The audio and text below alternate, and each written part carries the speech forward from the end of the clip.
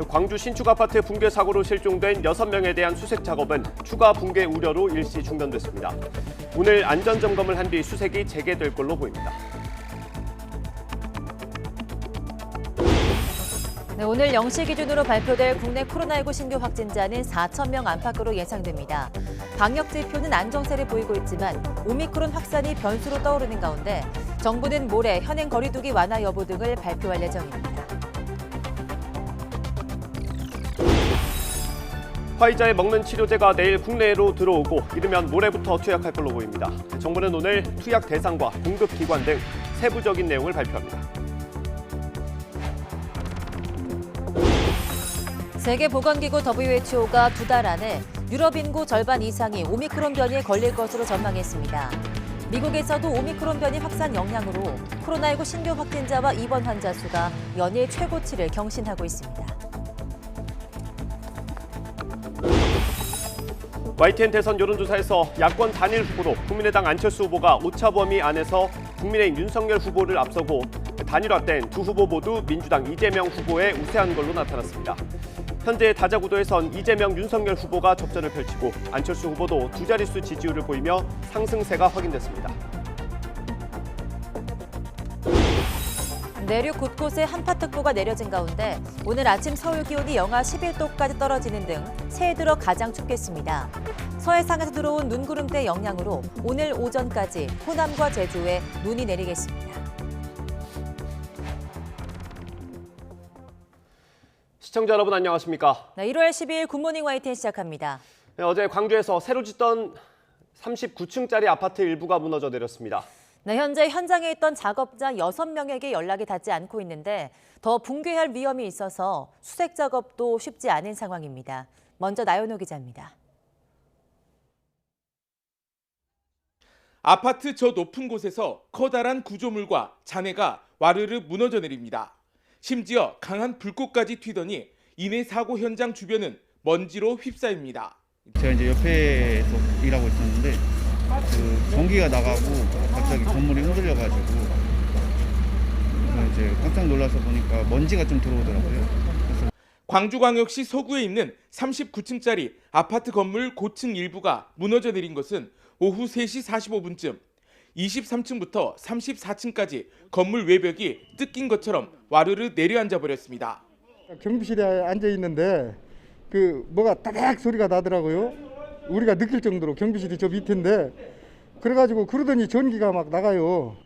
현장에 있던 작업자 6명은 자력으로 대피하거나 구조됐지만 또 다른 작업자 6명은 연락 두절 상태입니다. 이들은 28층에서 31층 사이에서 창호 공사 등을 했던 것으로 추정됩니다.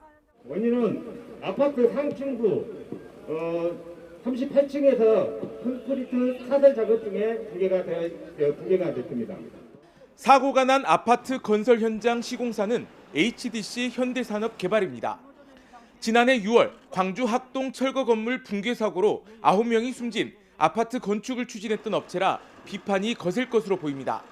현장에는 건물과 타워 크레인에 추가 붕괴 위험이 커 저녁부터 연락 두절된 작업자에 대한 수색이 중단됐습니다. YTN 나연호입니다. 김부겸 국무총리가 연이어 벌어진 사고의 신속한 수습과 함께 재발 방지를 약속했습니다. 김 총리는 어제 광주 아파트 붕괴 사고 직후 소방청장과 경찰청장, 광주시장에게 실종된 근로자들의 소재를 신속하게 파악하라고 지시했다고 국무조정실이 밝혔습니다. 김 총리는 또 행정안전부와 국토교통부 장관에게는 추가 피해를 막기 위해 현장 구조대원과 인근 주민들의 안전을 위한 조치를 당부했습니다. 네, 앞서 전해드린 대로 이번에 사고가 난 아파트의 시공사는 지난해 광주에서 철거 중에 건물이 무너졌던 현장을 맡은 업체와 같은 곳입니다. 네, 같은 일이 반복되지 않게 하겠다던 약속은 채 1년이 가지 못했습니다. 경찰은 현대산업개발에 대해서 수사에 착수했습니다. 신지원 기자입니다. 지난해 무려 17명의 사상자를 냈던 광주 학동의 건물 붕괴 사고. 당시 시공을 맡았던 현대산업개발은 유족 앞에 고개 숙이며 재발 방지를 약속했습니다.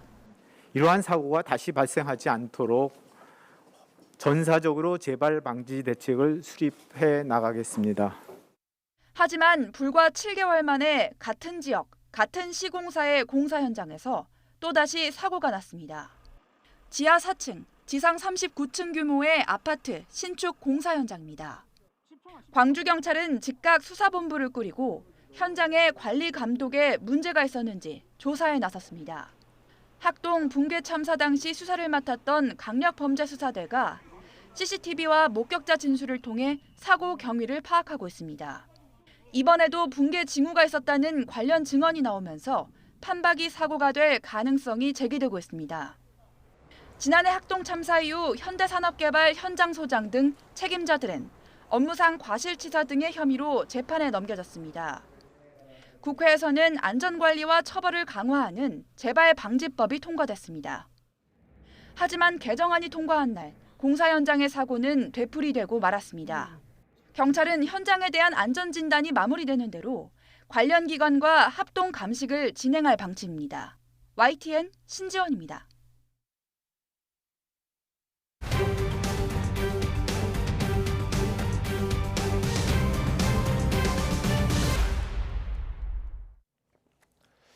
(20대) 대통령 선거가 이제 50여일 앞으로 다가왔습니다. 민심을 알아볼 수 있는 정기 여론조사 결과 전해드립니다.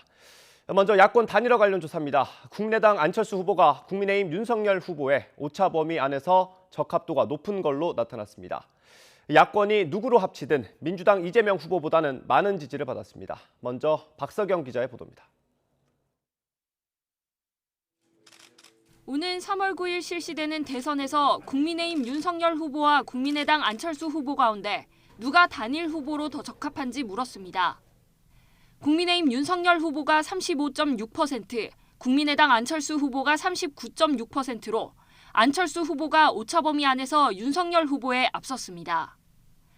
연령대로 보면 만 18세부터 40대까지는 안철수 후보를 많이 선택했고 50대는 오차 범위 내 접전을 벌였습니다.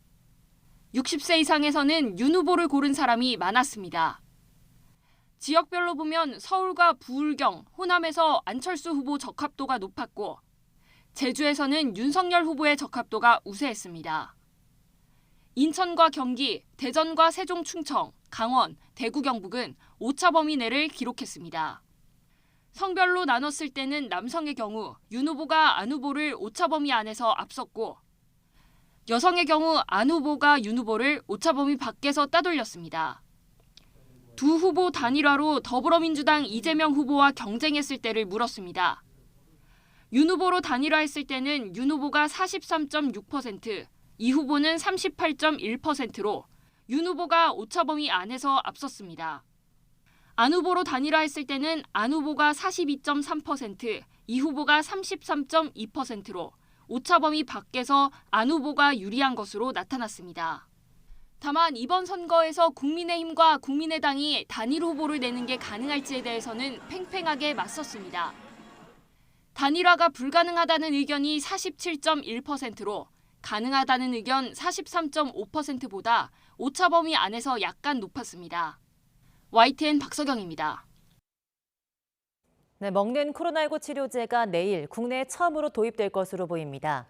정부는 치료제 투약 대상과 공급 기관 등 세부적인 기준을 오늘 발표할 예정입니다. 홍주혜 기자입니다. 파이자의 팍스로비드 2만 명분이 내일 국내에 도착할 것으로 알려졌습니다. 정부가 그간 확보한 먹는 코로나19 치료제 가운데 국내에 들어오는 첫 물량입니다. 투약은 이르면 모레부터 가능할 전망입니다.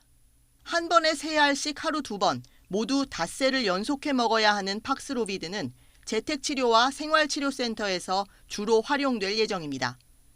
중증으로 발전할 위험이 큰 고위험군에게 먼저 처방되는 방안이 가장 유력합니다.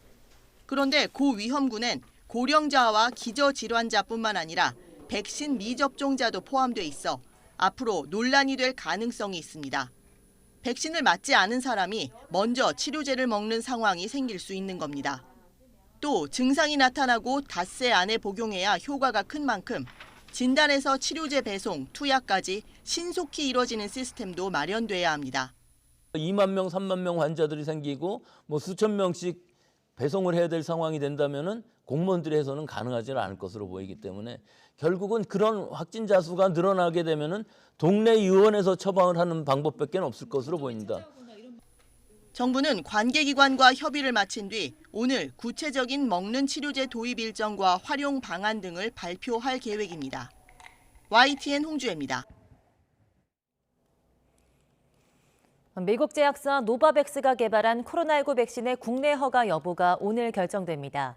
식품의약품안전처는 오늘 오전 노바백스 코로나19 백신의 최종 점검위원회를 열고 오후에 허가 여부를 발표할 예정입니다. 노바백스의 코로나19 백신은 신기술인 mRNA 방식의 화이자나 모더나 백신과 달리 코로나19 바이러스 항원 단백질을 체내에 조입해서 항체를 생성하는 전통적인 단백질 재조합 방식으로 개발됐습니다. 네, 어젯밤 9시까지 전국에서 3,787명이 코로나19 확진 판정을 받았습니다. 그제 같은 시간 집계치 2,722명보다 1,065명이 많습니다. 신규 확진자는 수도권에서 2,612명으로 69%, 비수도권에서 1,175명으로 31%를 차지했습니다.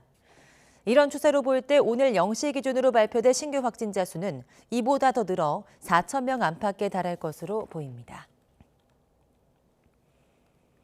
네, 국내 코로나19 유행 규모가 주춤한 가운데 위중증 환자가 줄고 중환자 병상 수도 안정세를 보이고 있습니다. 이처럼 방역 지표는 좋아지고 있는데 오미크론 변이 감염이 빠르게 확산하는 것은 여전히 위험 요인입니다. 정부는 이런 상황을 종합적으로 분석해서 오늘 16일까지 적용되는 현행 거리두기 완화 여부를 모레쯤 발표할 예정입니다. 이동호 기자입니다. 코로나19 신규 환자는 닷새 연속 3,000명대를 유지하며 확산세가 확실하게 꺾인 것으로 보입니다. 위중증 환자는 이틀째 700명대를 이어갔고 13일 연속 감소세입니다.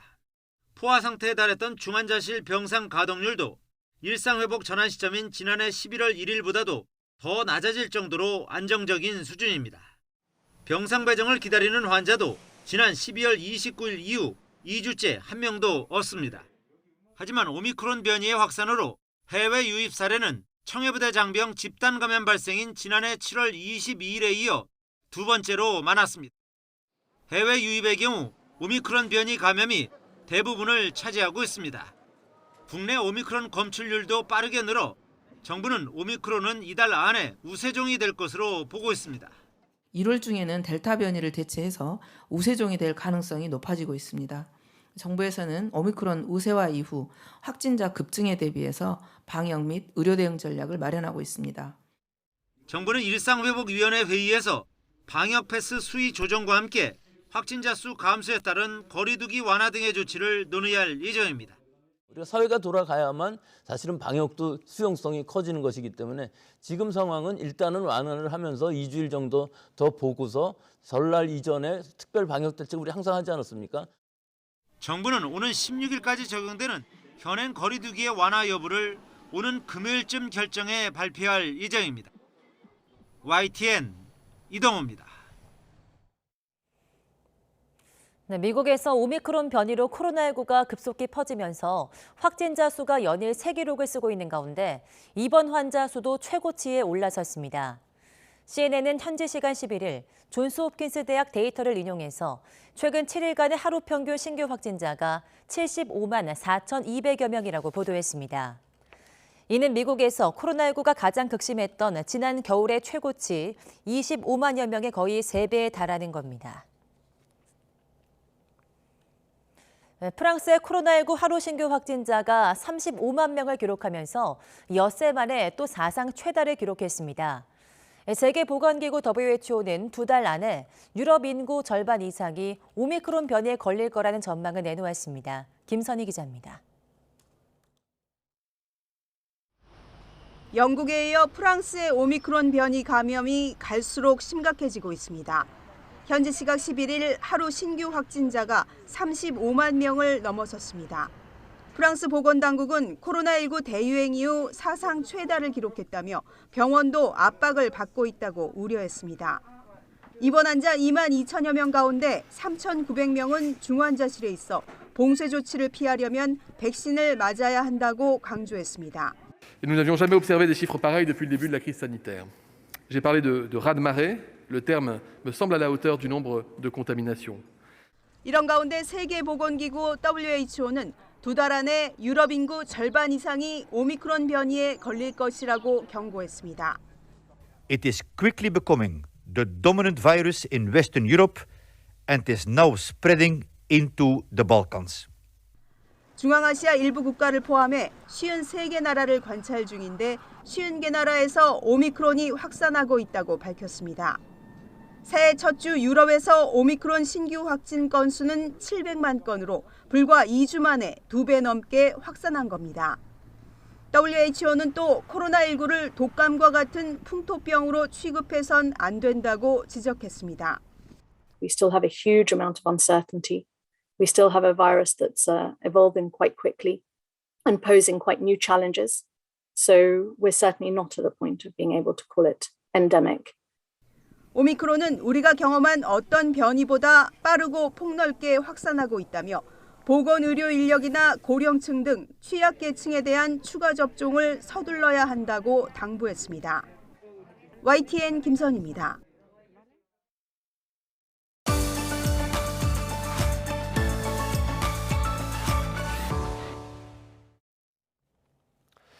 네, 어제 공군 전투기 한 대가 경기도 야산에 추락했습니다.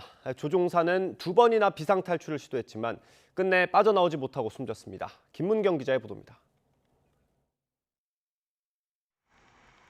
어제 오후 1시 44분쯤 수원기지에서 이륙한 F-5E 전투기 한 대가 경기도 화성의 한 야산에 추락했습니다. 사고 전투기는 이륙한 지 얼마 안 돼 좌우에 있던 엔진 화재 경고등이 켜지고 기수가 급 강화했던 것으로 확인됐습니다.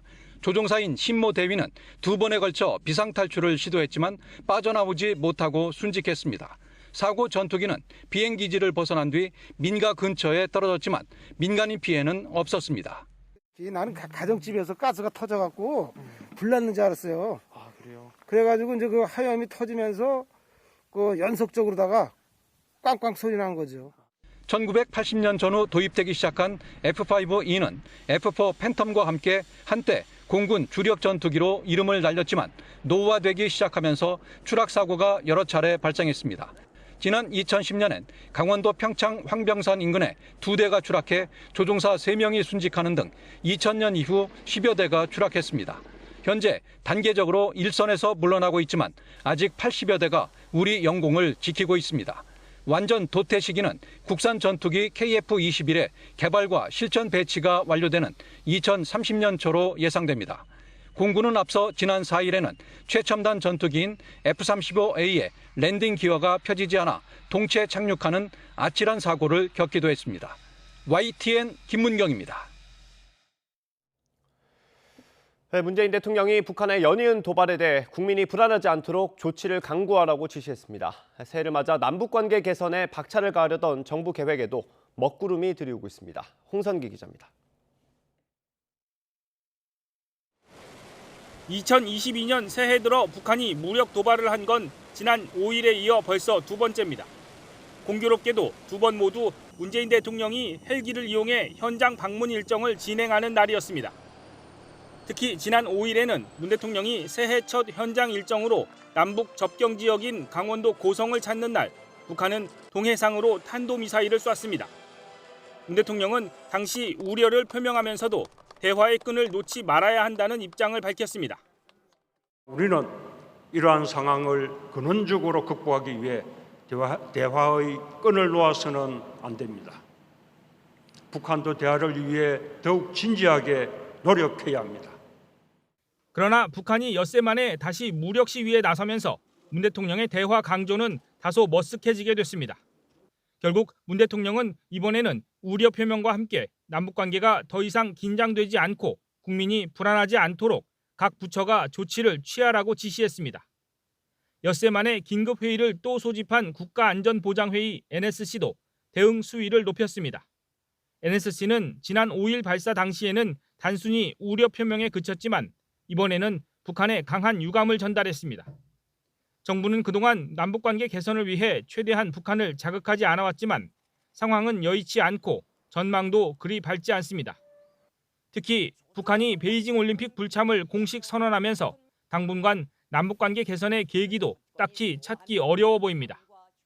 문 대통령의 거듭된 대화 제안에도 불구하고 북한이 무력 도발을 이어가면서 새해를 맞아 대화의 돌파구를 마련하려던 우리 정부의 구상에도 암울한 그림자가 드리우고 있습니다.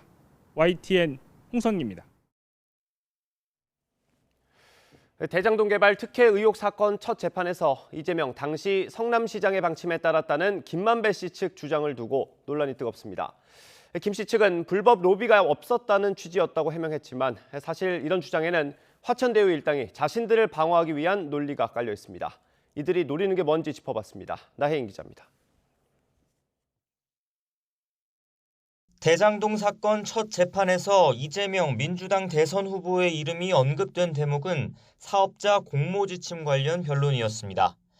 검찰은 김만배 씨가 공모지침서 작성 당시 정영학 회계사의 의견을 들어 민간이익을 극대화하는 7가지 독소 조항을 유동규 전 본부장에게 요구했다고 보고 있습니다.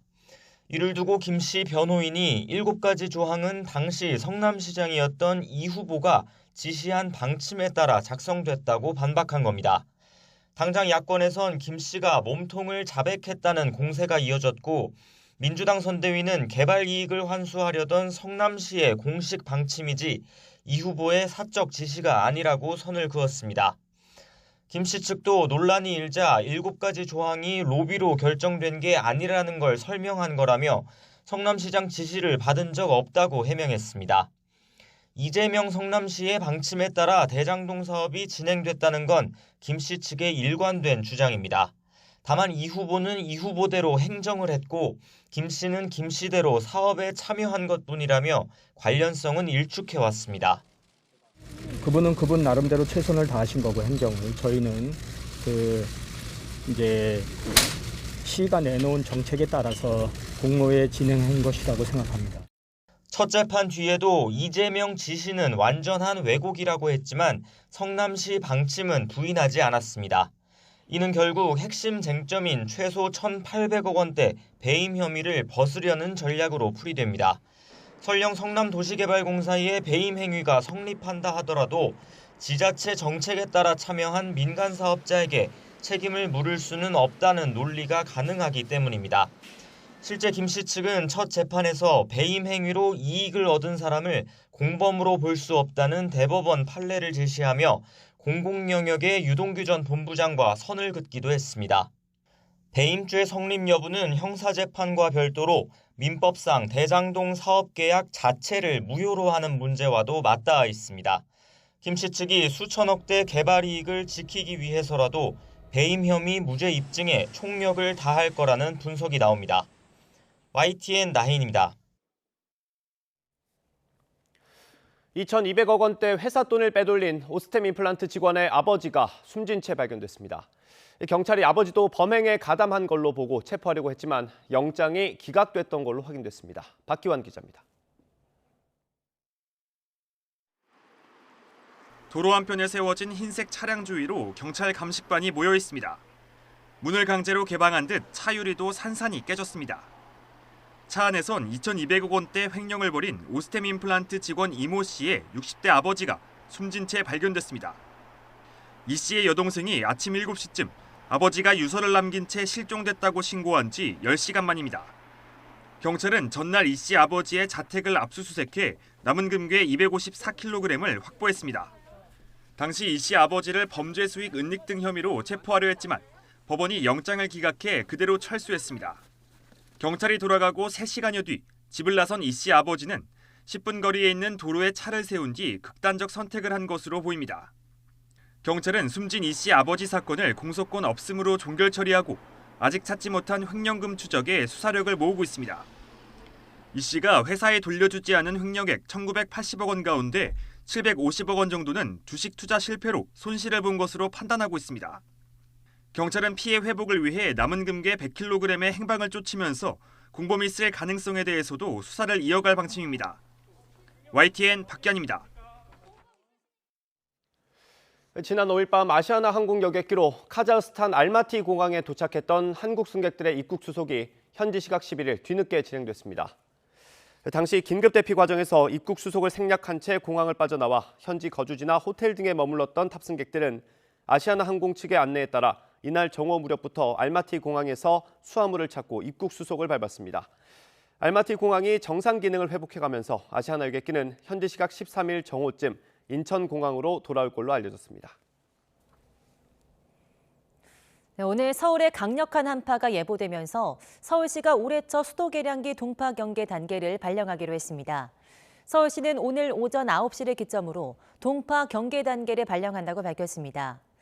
동파 경계 단계는 4단계 동파 예보제 3단계에 해당하며 하루 최저 기온이 영하 10도 미만인 날씨가 이틀 이상 이어질 때 발령됩니다. 이번 동파 경계 단계 발령은 올해 처음이자 올겨울 들어서는 지난해 12월 25일에 이어서 두 번째입니다. 연초부터 안타까운 사건, 사고 소식이 잦은데요. 많은 이들의 마음을 위로해주는 아이들의 아름다운 선행 소식이 들려왔습니다. 화면 같이 보시죠. 네, 눈동자 스티커 하나가 떨어져 나가 윙크하는 듯한 돼지. 우리 가족 돼지란 스티커가 붙어있는 한눈에 봐도 오래돼 보이는 저금통입니다. 이 속에 든 165만 9,300원은 충남 서천에 사는 초등학생 자매 가족이 지난 7년간 조금씩 모았다고 합니다. 사진 속 자매는 유치원 때부터 온 가족이 함께 키운 이 커다란 돼지를 어려운 이웃들에게 써달라고 경찰서에 전달했습니다.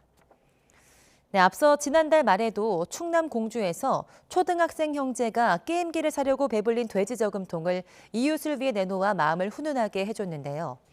우리 어린이들 그리고 이들을 훌륭하게 키운 부모님들 모두 복 많이 받았으면 좋겠습니다.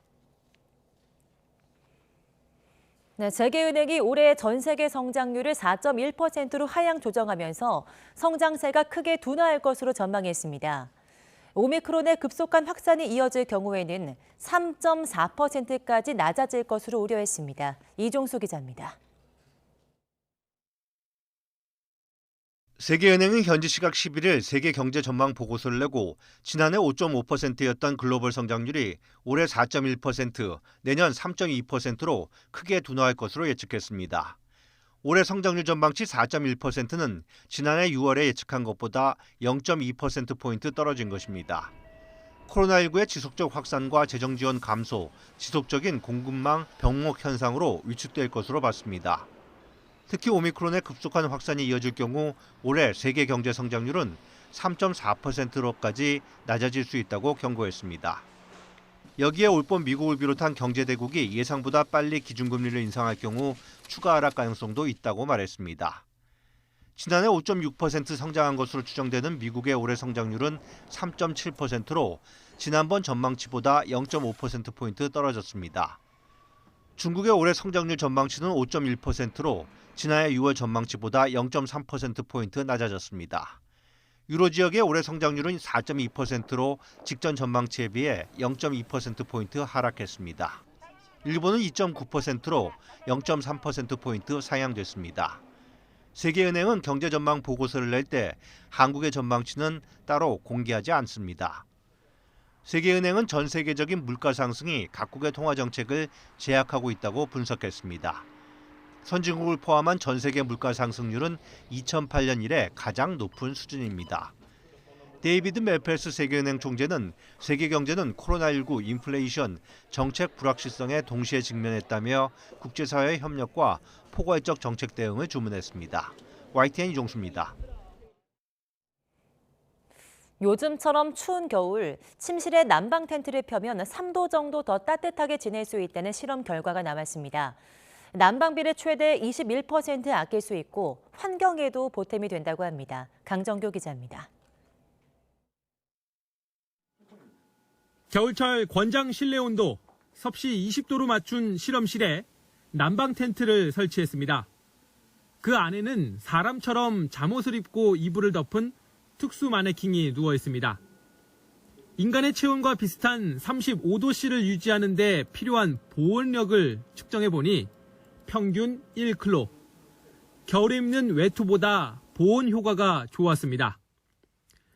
난방 텐트 안 공기 온도도 텐트 밖보다 3도씨 정도 높게 나왔습니다. 한국에너지공단 연구 용역 결과에 따르면 난방비를 최대 21% 아낄 수 있는 수치입니다. 실내 온도를 1도씨를 낮추면 난방비 7%가 절감되고 이산화탄소 배출량은 10% 줄일 수 있었습니다. 이번에 한국소비자원에서 시험 평가를 한 건 시중에서 많이 팔리는 난방 텐트 7개 제품. 보온성은 모두 별점 3점으로 우수하다는 평가를 받았습니다. 세탁해도 제품에 변형이 오거나 기준치 이상의 유해물질이 검출되지 않았습니다.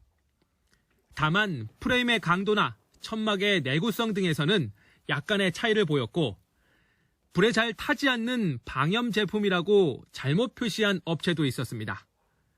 YTN 강정규입니다. 경남 지역의 수건 사업이었던 남부 내륙철도가 본격적으로 추진됩니다. 경북 김천에서 경남 거제를 잇게 되는데 노선이 개통되면 서울에서 거제까지 2시간 50분이면 도착할 수 있게 될 전망입니다. 최민기 기자입니다. 고속철도 교통에서 소외돼 왔던 영남 서부 지역. 이를 해소하기 위한 남부 내륙철도는 오래전부터 추진돼 왔지만 매번 경제성이 없다는 이유로 현실화되지 못했습니다. 하지만 지난 2019년 1월 상황이 바뀌었습니다. 국가균형발전 프로젝트의 하나로 사업성을 점검할 예비 타당성 조사를 면제받았기 때문입니다. 그리고 이번에 노선 건설을 위한 기본 계획이 확정됐습니다. 4조 8천억 원을 투입해 경북 김천부터 경남 거제를 연결하며 성주와 통영, 거제 등 5곳에는 정거장을 새로 지을 예정입니다. 올해 안에 설계에 착수해 오는 2027년 말쯤 개통한다는 계획입니다. 열차 운행이 시작되면 수도권과의 연결성이 크게 개선될 전망입니다. 지금은 서울에서 거제까지 자동차로 4시간 넘게 걸리지만 열차를 이용하면 2시간 50분가량이면 도착할 수 있습니다. 지역관광 활성화 등 지역 경제에 활력을 불어넣고 청년 인재 유입으로 수도권과의 격차를 해소하는 등 국가균형 발전의 대표적인 성공 모델이 될 것으로 기대합니다. 정부는 조만간 광주와 대구를 잇는 달빛 내륙철도 사업이 본격화되면 남북 내륙철도에서 갈아탈 수 있는 새 환승역 설치도 추진한다는 방침입니다. YTN 최민기입니다. 공정거래위원회가 치킨 등에 사용하는 닭고기 가격에 관여하는 등 10년 넘게 담합을 주도한 혐의로 한국육회협회에 대한 제재에 나섰습니다. 공정위는 최근 육회협회 전임 회장 정모 씨를 검찰에 고발하는 등의 제재 의견을 담은 심사보고서를 보낸 것으로 전해졌습니다. 공정위는 13개 사업자와 1,400여 곳의 농가를 회원으로 둔 협회가 지난 2005년부터 2017년까지 육개의 가격과 출고량에 관여한 것으로 보고 있습니다. 앞서 공정위는 같은 기간 하림 등 16개 사업자가 육개 가격을 사로짰다며 조사를 벌였는데 이 역시 육개협회를 중심으로 이루어진 것으로 의심하고 있습니다. 네, 유럽연합 경쟁당국이 현대중공업그룹의 대우조선해양 인수 불승인을 이번 주 결정할 것으로 보인다고 파이낸셜 타임스가 현지 시간 11일 보도했습니다. 이 신문은 유럽연합 경쟁당국 관계자들이 한국의 세계 최대 조선사 간 합병을 막을 준비를 하고 있다고 전했습니다. 유럽연합 관계자는 합병을 막으면 유럽 소비자들이 LNG 가격을 더 비싸게 치르지 않도록 보호하는 데 도움이 될 것이란 견해를 밝혔다고 이 신문은 전했습니다. 오늘은 강력한 한파가 절정에 달하겠습니다. 잠시만 바깥에 서 있어도 온몸이 저절로 떨릴 정도인데요. 현재 서울 기온은 영하 11도까지 떨어졌고요. 찬바람이 불면서 체감온도는 영하 15도를 밑돌고 있습니다. 오늘 출근길에는 반드시 따뜻한 옷차림 해주시기 바랍니다. 현재 내륙 곳곳에 한파특보가 내려진 가운데 어제보다 더 추운 날씨가 이어지고 있습니다. 파주 영하 17도, 철원 영하 16.9도, 서울은 영하 11도까지 떨어지며 무척 춥습니다. 낮 동안에도 중부지방은 대체로 영하권을 유지하겠고 남부지방도 찬바람이 불며 체감온도는 영하권을 보이겠습니다. 서울 영하 2도, 대전 1도, 부산 5도가 예상됩니다. 한파 속에 호남 서해안과 제주도에는 비나 눈이 이어지고 있습니다. 눈은 오전까지 조금 더 내리겠고요. 제주 산간과 울릉도, 독도에는 내일까지 최고 15cm의 많은 눈이 더 내리겠습니다. 내일은 충청과 호남 지방에 또 한 차례 눈이 내리겠고 강력한 한파는 주 후반까지 길게 이어질 전망입니다. 동쪽 지방을 중심으로 대기가 무척 건조한 데다 바람까지 강하게 불고 있는 만큼 화재 사고 없도록 불씨 관리 철저히 해주시기 바랍니다. 지금까지 서울 상암동에서 YTN 윤수빈입니다. 오늘 0시 기준으로 발표될 국내 코로나19 신규 확진자는 4,000명 안팎으로 예상됩니다. 방역 지표는 안정세를 보이고 있지만 오미크론 확산이 변수로 떠오른 가운데 정부는 모레 현행 거리두기 완화 여부 등을 발표할 예정입니다. 광주 신축 아파트 붕괴 사고로 실종된 6명에 대한 수색 작업은 추가 붕괴 우려로 일시 중단됐습니다. 오늘 안전 점검을 한 뒤 수색이 재개될 것으로 보입니다. YTN 대선 여론조사에서 야권 단일 후보로 국민의당 안철수 후보가 오차 범위 안에서 국민의 윤석열 후보를 앞서고 단일화된 두 후보 모두 민주당 이재명 후보에 우세한 걸로 나타났습니다. 현재 다자구도에선 이재명, 윤석열 후보가 접전을 펼치고 안철수 후보도 두 자릿수 지지율을 보이며 상승세가 확인됐습니다. 내륙 곳곳에 한파특보가 내려진 가운데 오늘 아침 서울 기온이 영하 11도까지 떨어지는 등 새해 들어 가장 춥겠습니다. 서해상에서 들어온 눈구름대 영향으로 오늘 오전까지 호남과 제주에 눈이 내리겠습니다.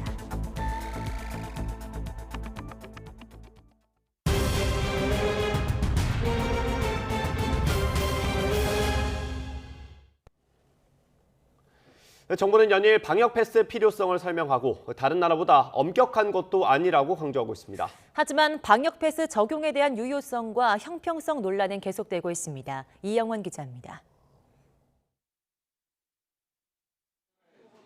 정부는 유행 감소를 위해 방역 패스 확대가 불가피하다는 입장입니다. 방역 패스 시행을 중단하면 결국 사회적 거리두기를 강화해야 하는데 사적 모임 인원과 영업시간 제한은 민생 경제의 피해가 커 가능한 후순위 방역 조치가 돼야 한다는 겁니다. 특히 국내 방역 패스 정책이 해외보다 예외를 폭넓게 인정하고 있다면서 더 엄격한 것은 아니라고 강조합니다. 우리나라의 방역 패스가 다른 데에 비해서 현저히 강하다거나 그런 거는 아닐 거라고 생각이 듭니다. 근데 이제 우리나라 같은 경우는 예외를 좀 어느 정도 좀 넓게 인정을 하고 있는 상황입니다. 미접종자라도 PCR 음성 확인자나 18살 이하, 코로나19 완치자, 의학적 사유가 있으면 방역 패스 예외 범위로 인정된다는 겁니다. 이 같은 예외 사유를 확대하려는 국내와 달리 독일과 이탈리아는 PCR 음성 확인자는 예외에 포함하지 않고 프랑스는 완치자를 예외 대상에서 제외하는 방안을 검토하고 있습니다. 방역 패스 적용 시설도 국민의 기본적인 생활을 침해하지 않도록 제한했다는 게 정부 설명입니다. 이탈리아는 직장 내, 미국 일부 주에서는 100인 이상 사업장에 방역 패스를 의무화하고 있습니다. 특히 프랑스는 대중교통에도 방역 패스를 적용하고 있습니다. 이에 대해 일부 전문가들은 해외의 경우 국내보다 유행 상황이 좋지 못해 방역 패스를 엄격하게 적용하는 면이 있다고 지적합니다. 방역 패스를 둘러싼 논란을 최소화하려면 감염 위험도 등 명확한 기준을 놓고 시설별로 탄력적으로 적용할 필요가 있다고 조언했습니다. 대중교통에 있어서는 퇴근 시간의 밀집도 또 이 환기 상황들을 고려하면 감염 위험성이 훨씬 더 높은데도 불구하고 대형 마트나 백화점에 먼저 적용하는 것은 과학적으로 논리가 부족해 보입니다. 정부는 국민의 기본권 제한을 최소화하고 생계와 고용 안정 등을 고려해 마련한 필수 방역 대책이라고 밝혔지만 적용 대상 선별에 좀 더 과학적인 근거와 형평성을 반영해야 불필요한 논란을 줄일 수 있다는 지적입니다. YTN 이영훈입니다.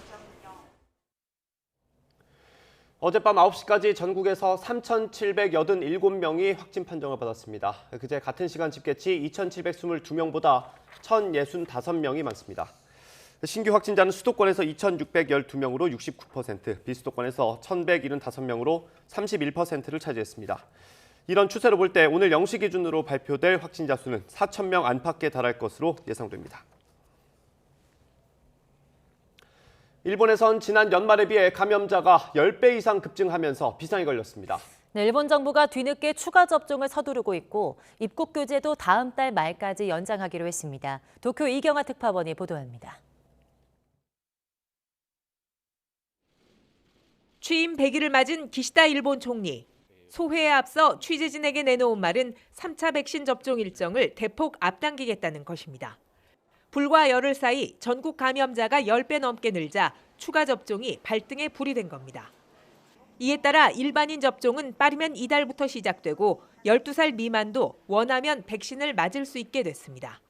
3回目接種の前倒しについて、各都道府県における大規模接種会場の設置や接種場所のさらなる確保などを通じて、ペースアップを要請いたします。 일본에서는 지난달 중순부터 의료 종사자와 고령자 등 우선 대상의 추가 접종이 시작됐지만 접종률은 현재 0.7%에 불과합니다. 전국에 백신이 900만 회분이나 남아 있었지만 더딘 준비로 이조차 빨리 보급되지 못한 겁니다. 그러는 사이 기존의 델타에서 전염력이 강한 오미크론으로 주류 바이러스가 바뀌면서 전례 없는 속도로 감염이 늘고 있습니다. ずっとうちにこもってました。勢いがすごいですね、増え方が。濃厚接触者の方になっちゃったりとかで、出社を控える人が多いのかな。 각 지자체들도 앞다퉈 대책을 서두르고 있습니다. 도쿄도가 운영하는 공공시설은 일부를 제외하면 이달 말까지 문을 닫기로 했습니다. 음식점 등에는 한 테이블당 4명 미만으로 할 것과 이를 넘어설 경우 백신 접종 증명서를 확인할 것 등을 요청했습니다. 負担がどんどんやっぱ飲食の方に増えてくるんで、個人店ではそういう接種証明とか難しいですね。 외국인 신규 입국 금지 등 기존의 입국 규제는 다음 달 말까지 유지하기로 했습니다. 다만 유학생에 대해서는 졸업이나 진학 등 개별적인 상황을 감안해 유연하게 대응할 방침이라고 일본 정부는 밝혔습니다. 도쿄에서 YTN 이경아입니다. 동계올림픽 개막을 20여일 앞두고 코로나19가 확산하고 있는 중국이 베이징은 봉쇄하지 않을 거라고 밝혔습니다. 하지만 시안을 비롯해서 도시 세 곳을 봉쇄한 데 이어 3억 명에 대해서는 올림픽 직전에 이동 자제를 권고했습니다. 베이징에서 강성욱 특파원이 보도합니다. 인구 1,200만 명이 넘는 허난성 정저우시의 지하철입니다. 평소 붐비던 승강장이 텅 비었습니다. 최근 일주일 동안 약 100명의 코로나19 감염자가 발생하면서 지하철역 18곳을 폐쇄했기 때문입니다. 정저우시는 택시를 2부제로 운행하고 감염 지역에는 노선 버스도 다니지 못하게 했습니다. 暂停城际网约车、出租车、网约车运营，除主干线路外，途经3区的公交路线一律暂停运营。 같은 허난성에 있는 안양시는 도시 전체가 봉쇄됐습니다. 티엔진에서 발생한 오미크론 변이가 전파된 것이 확인되자 초강수 조치가 내려진 겁니다. 주민 550만 명에 대해서는 집 밖으로 나오는 것을 금지했습니다. 도시 전체에 외출 금지가 내려진 곳은 산시성 시안과 허난성의 위저우, 안양 등 3곳으로 늘었습니다. 약 2천만 명이 사실상 자택 격리 상태인 겁니다. 티엔진은 최근 4일간 양성 감염자가 100명 정도로 늘어나 베이징과의 왕래가 계속 통제되고 있습니다. 防止外溢，特别是外溢到北京方面呢，我们采取了很严格的一个措施。 중국은 베이징과 텐진 등의 지역 인구 약 3억 명에 대해 춘제 때 귀성 자제를 권고했습니다. 동계올림픽 직전인 춘제 명절 기간에 감염이 번지는 것을 막기 위해서입니다. 중국은 동계올림픽 기간에 베이징을 봉쇄할 계획이 없다고 밝혔습니다. 하지만 감염 상황이 나아지지 않고 있어 우려는 계속되고 있습니다. 베이징에서 YTN 강성웅입니다. 광주광역시 신축 아파트 붕괴 사고 현장의 근로자 6명의 소재가 아직 파악되지 않고 있습니다. 광주경찰과 소방당국은 건물 외벽과 타워 크레인이 추가 붕괴할 우려가 있다고 보고 실종자 수색을 잠시 중단했습니다. 연락이 끊긴 근로자 6명은 건물 외벽이 무너져 내린 28층에서 31층 사이에서 창호 공사 등을 했던 것으로 추정됩니다. 소방당국은 오늘 오전 안전점검을 한 뒤 구조 인력을 투입할지 결정할 방침입니다. 고용노동부가 광주 아파트 붕괴 사고에 대한 원인 조사에 착수했습니다. 노동부는 어제 광주지방고용노동청, 한국산업안전보건공단과 함께 중앙산업재해 수습본부를 구성했습니다. 중앙산업재해수습본부는 공사 중지를 명령하고 사고 수습과 원인 조사에 착수할 계획입니다. 소방관 3명이 순직한 평택 물류창고 화재와 관련해서 경찰과 소방이 2차 합동감식을 마쳤습니다. 경기 남부경찰청 수사본부는 어제 소방과 국립과학수사연구원, 산업안전보건공단 등 관계기관 40여 명과 함께 6시간 동안 2차 합동감식을 진행했습니다.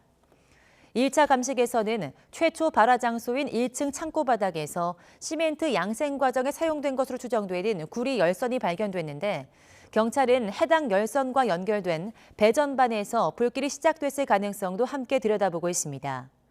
경찰은 국과수의 정밀 감정 결과가 나오는 대로 최종 수사 방향을 판단할 예정입니다.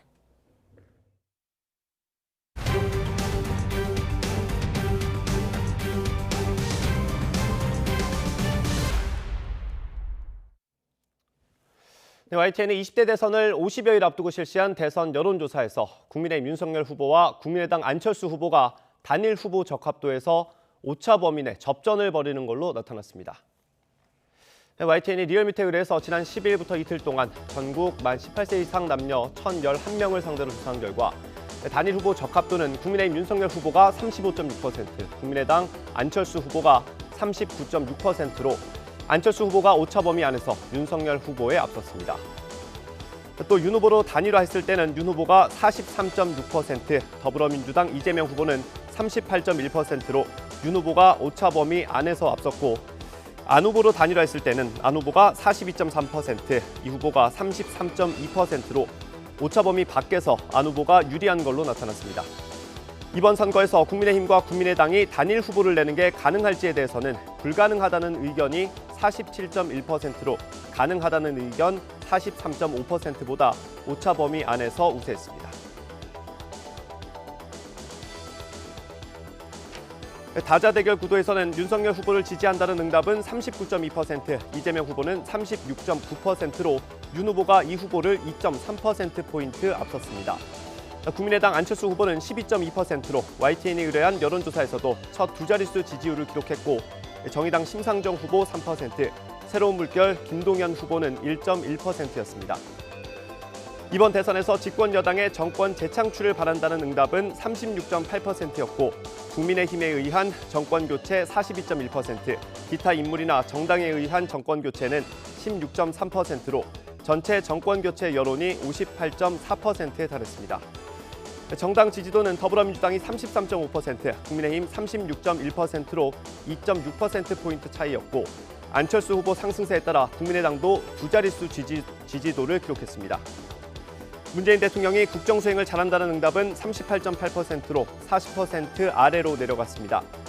YTN이 리얼미터에 의뢰한 이번 조사는 지난 10일부터 11일까지 이틀 동안 전국 만 18세 이상 남녀 1,011명을 대상으로 진행했고 표본 오차는 95% 신뢰 수준에 플러스 마이너스 3.1%포인트입니다.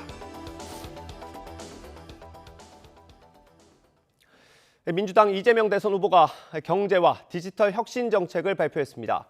민주당은 다음 달 중순쯤 추경안을 처리하기로 방침을 세웠는데 전 국민 지원은 어렵다고 밝혔습니다. 나연수 기자입니다. 검은색 터틀넥의 무선 마이크, 애플 창업자 스티브 잡스처럼 등장한 더불어민주당 이재명 후보, 산업, 국토, 과학기술, 교육, 4대 분야 대전환과 공공, 금융개혁을 담은 신경제 비전을 발표했습니다. 그리고 바로 지금이 대전환의 골든타임이라고 생각합니다. 이재명 신경제의 목표는 종합국력 세계 5강의 경제 대국입니다. 디지털 전환에 135조 원을 투입, 일자리 200만 개를 새로 만들고 5극 3특 체제 초광역 메가시티를 재편해 국가를 균형 발전시키겠다는 구상입니다. 디지털 인재 100만 명을 육성하기 위한 휴먼 캐피털 제도 도입도 내세웠습니다. 휴먼 캐피털은 소프트웨어, AI 등 디지털 역량 확충을 위한 교육비를 정부가 선 지원하고 취직을 하면 나중에 일부를 갚는 방식이 되겠습니다. 지난주 코스피 지수 5천, 국민소득 5만 달러, 종합국력 세계 5위, 이른바 555 공약에 이어 경제 대통령 이미지 각인에 집중하는 모습입니다. 국민의힘 윤석열 후보의 이대남 행보에는 정치가 선거 전략으로 젠더 갈등을 키우고 있다고 비판하며 차별화를 꾀했습니다. 일부 정치인들이 한쪽에 편승해서 갈등이 격화되고 있는 그런 상황이죠. 둘 중에 진짜 우리는 하나를 꼭 선택해야 됩니까? 이런 질문을 자주 합니다. 민주당은 대선 공식 선거운동이 시작되기 하루 전날인 다음 달 14일 코로나19 피해 지원을 위한 추경을 처리하겠다고 밝히며 이 후보를 지원 사격했습니다. 그러나 국민의힘은 정부 추경안이 오지도 않았는데 야당을 들러리 세울 생각이냐고 반발했고 2월 임시국회 합의는 불발됐습니다. 민주당은 다른 야당과 소집 요구서를 제출해서라도 다음 달 추경안을 처리한다는 입장입니다. 다만 앞서 이재명 후보가 제안한 전국민 지원까지는 여력이 안 된다고 밝혔습니다. YTN 나연수입니다. 국민의힘 윤석열 후보는 아이가 태어나면 1년 동안 매달 100만 원을 주는 부모급여를 공약했습니다. 코로나19에 따른 사회 양극화를 해결하기 위해 대규모 재정 투입도 약속했습니다. 이경국 기자입니다. 국민의힘 윤석열 후보가 신년 기자회견을 연 곳은 50년간 공장으로 쓰이다 탈바꿈한 카페였습니다. 책임 있는 변화라는 키워드를 내걸고 코로나19와 이로 인한 양극화, 저출생, 저성장 문제 등을 심각한 사회 문제로 분석했습니다. 이를 해결하기 위해 국가가 고통을 분담하겠다면서 아이가 태어나면 1년간 매달 100만 원의 부모급여를 지급하겠다고 약속했습니다. 숫자가 한 6만 명? 이 정도 되거든요. 1,200만 원 하면은 제가 볼 때는 뭐 그렇게 큰 금액이 들어가지는 않고.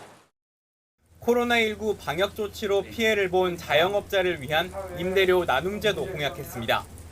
임대인과 임차인 그리고 국가가 임대료를 3분의 1씩 나눠서 부담하자는 건데 임대인 손실은 세액공제로 보전한다는 계획입니다.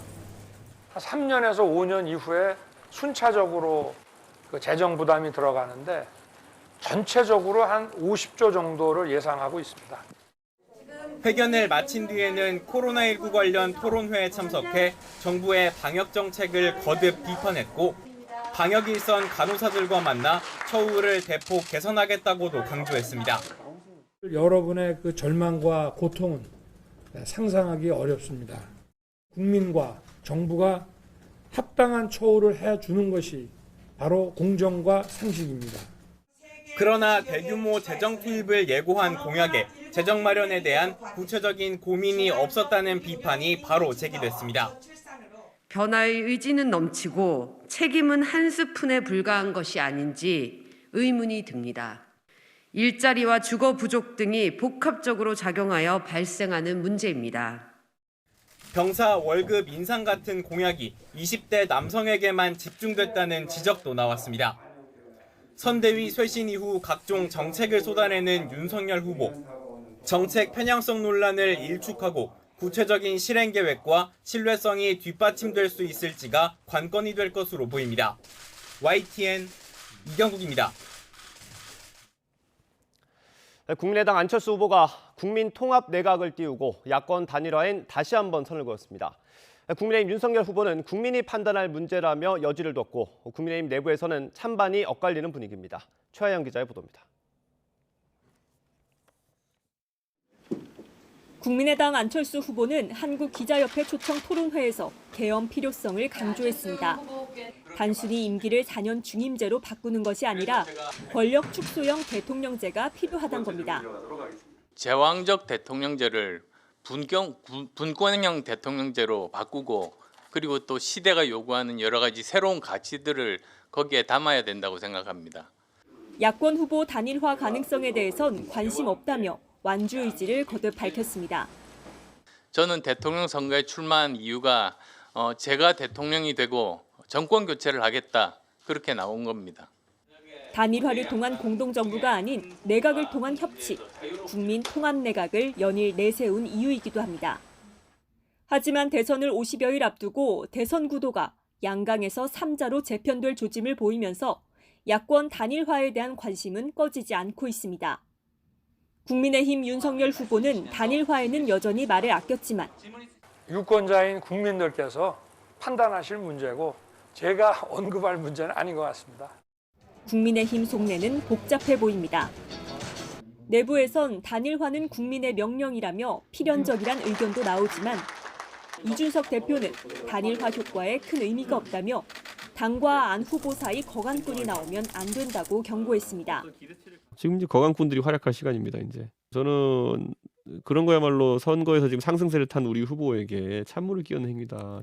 안 후보의 완주 의지 속에 현재로선 단일화 가능성이 작아 보이지만 야권 단일화는 남은 50여일 동안 가장 큰 변수가 될 전망입니다. YTN 최아영입니다.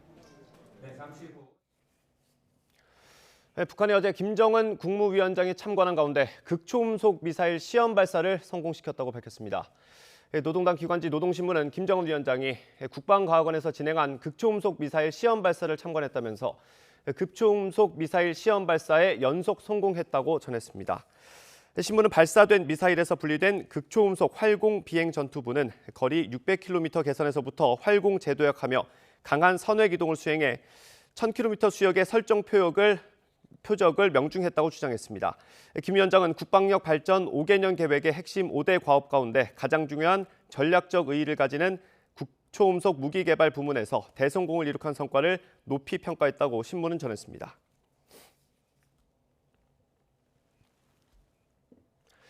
미국 백악관은 북한의 연이은 탄도미사일 발사 시험을 규탄했습니다. 젠사키 대변인은 현지 시각 11일 조 바이든 미국 대통령의 조지아주 방문 일정 중에 기내 브리핑에서 북한의 미사일 발사에 대한 질문을 받고 우리는 북한의 탄도미사일 발사를 규탄한다고 말했습니다. 이어 이번 일이 미국 국민이나 영토, 동맹에 대한 즉각적인 위협은 아니라고 판단한다면서도 북한의 미사일 발사는 여러 유엔 안보리 제재 위반이며 이웃나라와 국제사회에 대한 위협이라고 비판했습니다.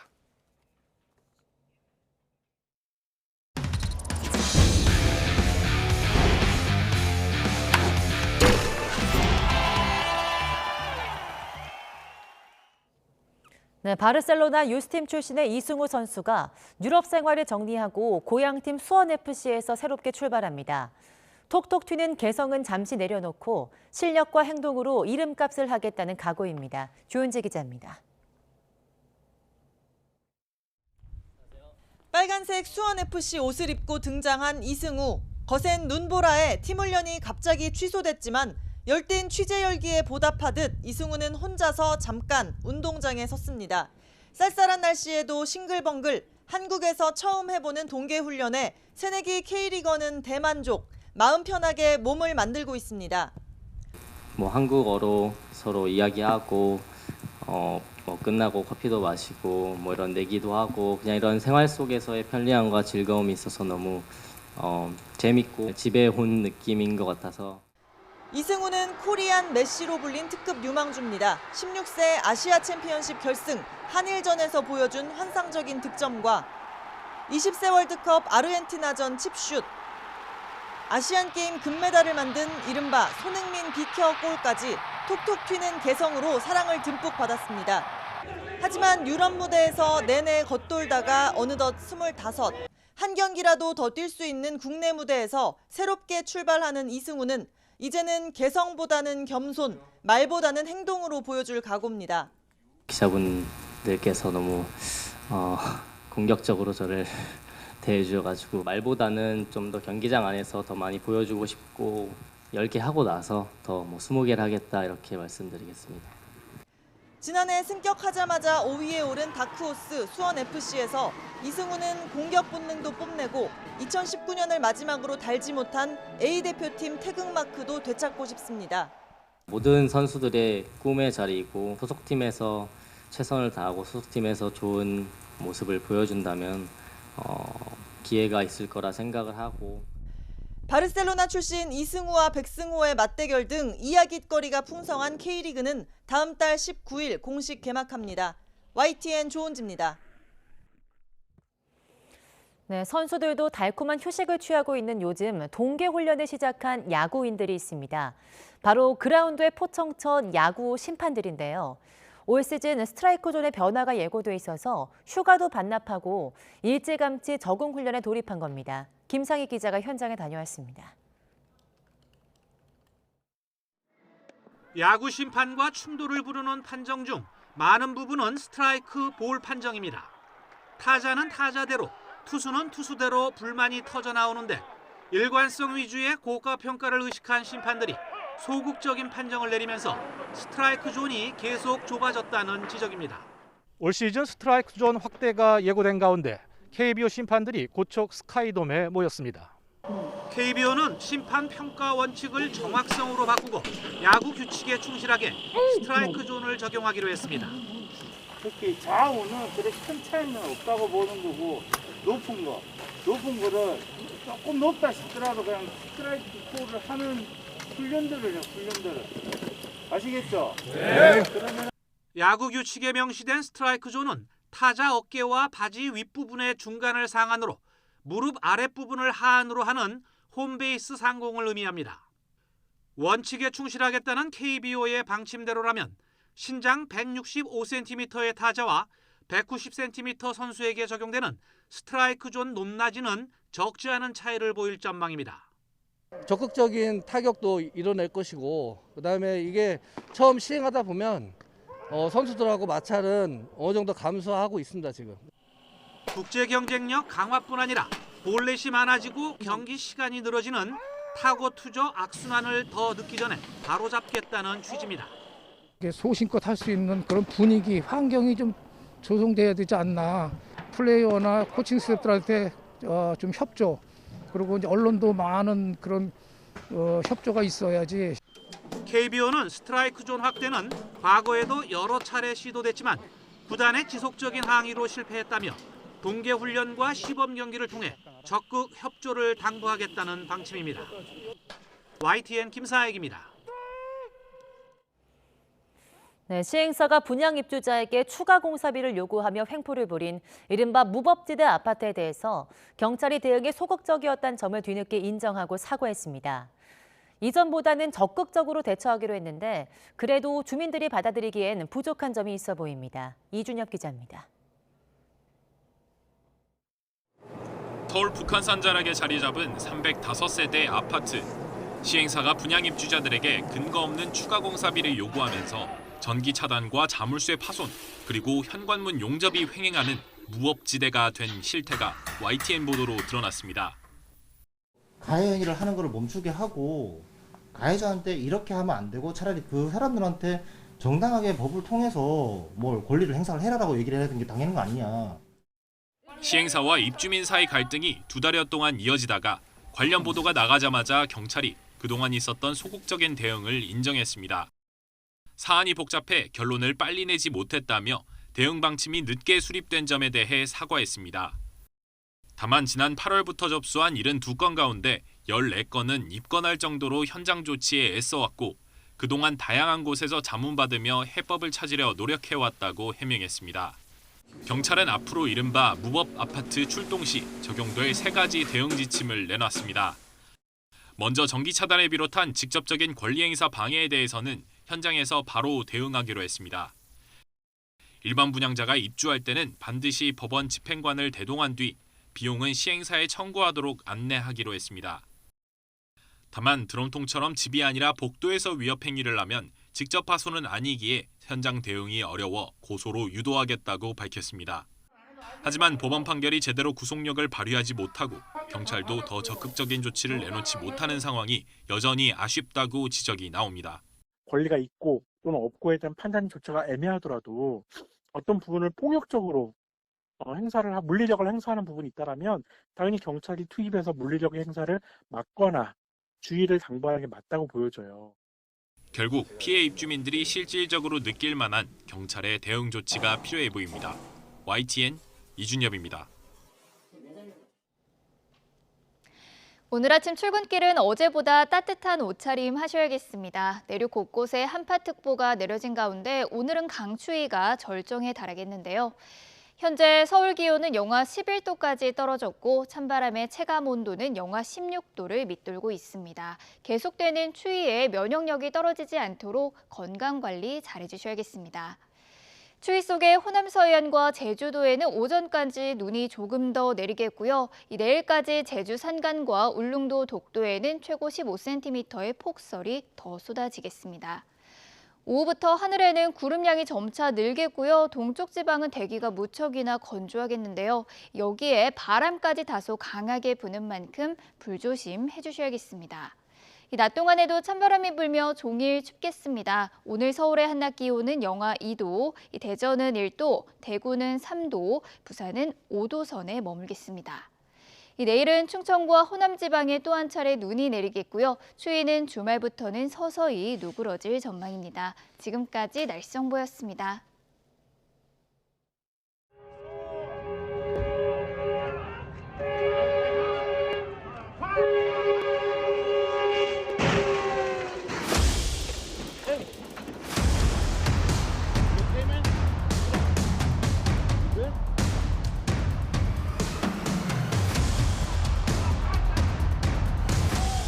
So about 2:10 this afternoon, a single engine plane was taken off from Whiteman Airport, had engine failure. The plane went down moments later on the tracks at San Fernando and Osborne. LAPD Foothill officers were in close proximity. They responded immediately. Right when they saw that the airplane was on the tracks, they put in a request for all train movement to be stopped on the tracks. Minutes later, they heard a train horn and then saw the train coming down the tracks. The officers made the decision, which most likely saved the pilot's life, to remove the pilot from the plane.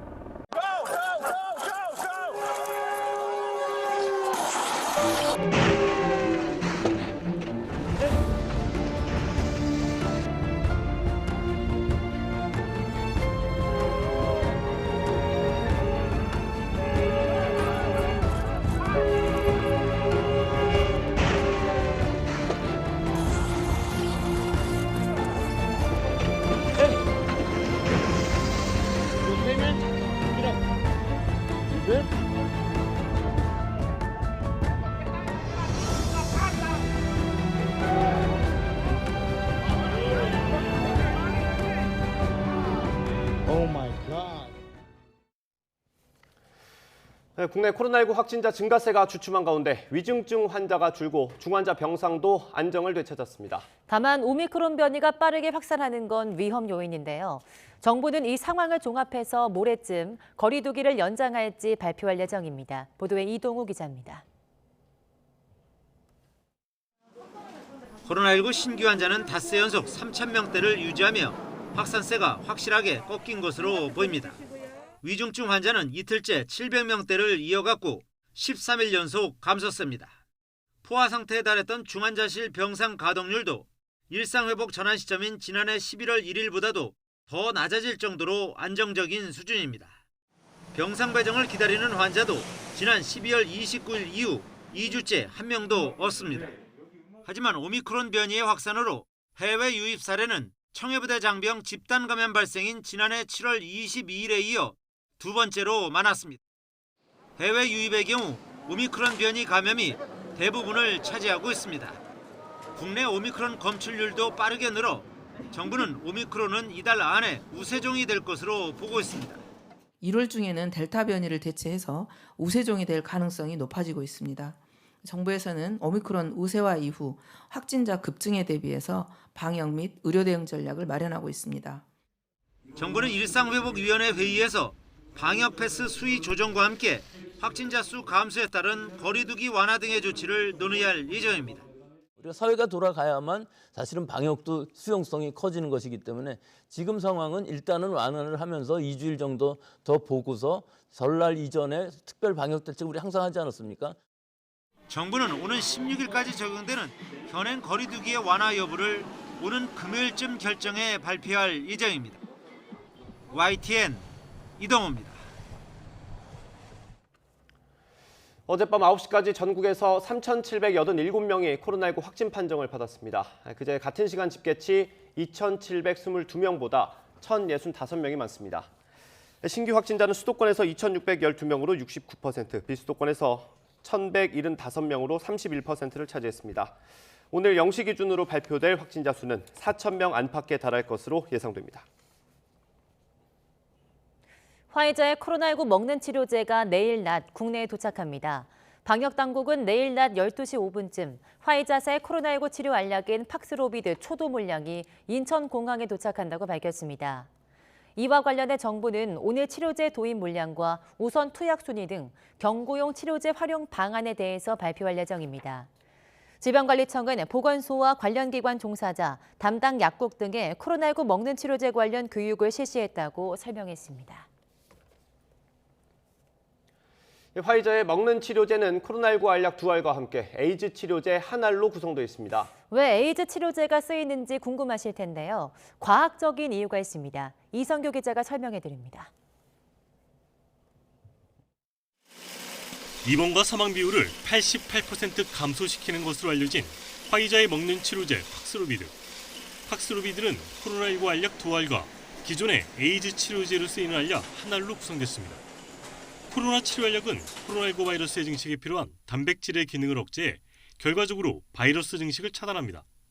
함께 먹는 에이즈 알약은 코로나 알약이 간에서 분해되는 것을 막아 체내에서 약 효과 최대한 오랫동안 지속하도록 도와줍니다. 이 효과를 유지하면서 바이러스의 증식을 억제하기 위해서는 혈중에서 지속적인 농도가 유지가 돼야 되는데 그것을 이 리토나비르라는 약이 그 부분을 효과를 내고 있는 것이죠. 에이즈 알약은 이처럼 코로나 알약의 전투력을 높이지만 에이즈 알약으로 인해 같이 복용하면 안 되는 약도 있습니다. 고지혈증 치료제 등의 경우 에이즈 알약이 체내 분해를 막아 독성이 나타날 수 있습니다. 병용하는 약물하고 서로 부딪히지 않는지, 독성을 증가되지 않는지를 미리 의료진은 병력 조사를 잘해서 처방할 때 이건 처방해서는 안 되겠구나 또는 처방을 하되 주의해야 되겠구나 하는 것을 알고 처방을 해야 됩니다. 입원 사망 비율 감소 효과가 30%로 상대적으로 낮은 미국 머크사 MSD의 먹는 치료제는 팍스로비드와 작용 방식이 완전히 다릅니다. MSD의 먹는 치료제는 RNA 유사체로 코로나19 바이러스가 RNA를 복제할 때 이를 막는 역할을 합니다. 하지만 RNA 유사체가 우리 몸의 정상세포에 삽입되면 유전자 변이를 일으킬 가능성이 있어 사용에 신중해야 한다고 전문가들은 지적합니다. 정부는 지금까지 화이자와 MSD의 먹는 치료제 100만 4천 명분의 구매 계약을 체결했으며 화이자의 먹는 치료제만 긴급 사용을 승인했습니다. YTN 사이언스 이성규입니다. 2달 안으로 유럽 인구의 절반 이상이 오미크론 변이에 걸릴 거라는 전망이 나왔습니다. 한스 클룩의 WHO 유럽 사무소장은 워싱턴대 의과대학 산하 보건계량 분석연구소가 향후 6주에서 8주 안에 유럽 지역 인구의 50% 이상이 오미크론에 감염될 것으로 예상했다고 말했습니다. 클룩의 소장은 새해 첫 주 유럽 내 오미크론 신규 확진 건수는 2주 전보다 2배 넘는 700만 건 이상에 달한다고 덧붙였습니다. 프랑스의 코로나19 신규 확진자가 35만 명을 기록하면서 엿새 만에 또 사상 최다를 기록했습니다. 현지 시간 11일 올리비에 베랑 프랑스 보건부 장관은 하원에서 35만 명 이상이 새로 코로나19 양성 판정을 받았다고 밝혔습니다. 베랑 장관은 코로나19 대유행 이후 본 적이 없는 규모라며 입원한 환자가 2만 2천 명이 넘고 이 중 3,900여 명이 중환자실에 있다며 병원도 압박을 받고 있다고 우려했습니다. 미국에서 오미크론 변이 확산이 거세지면서 역대 최대인 하루 140만 명의 감염자가 나왔습니다.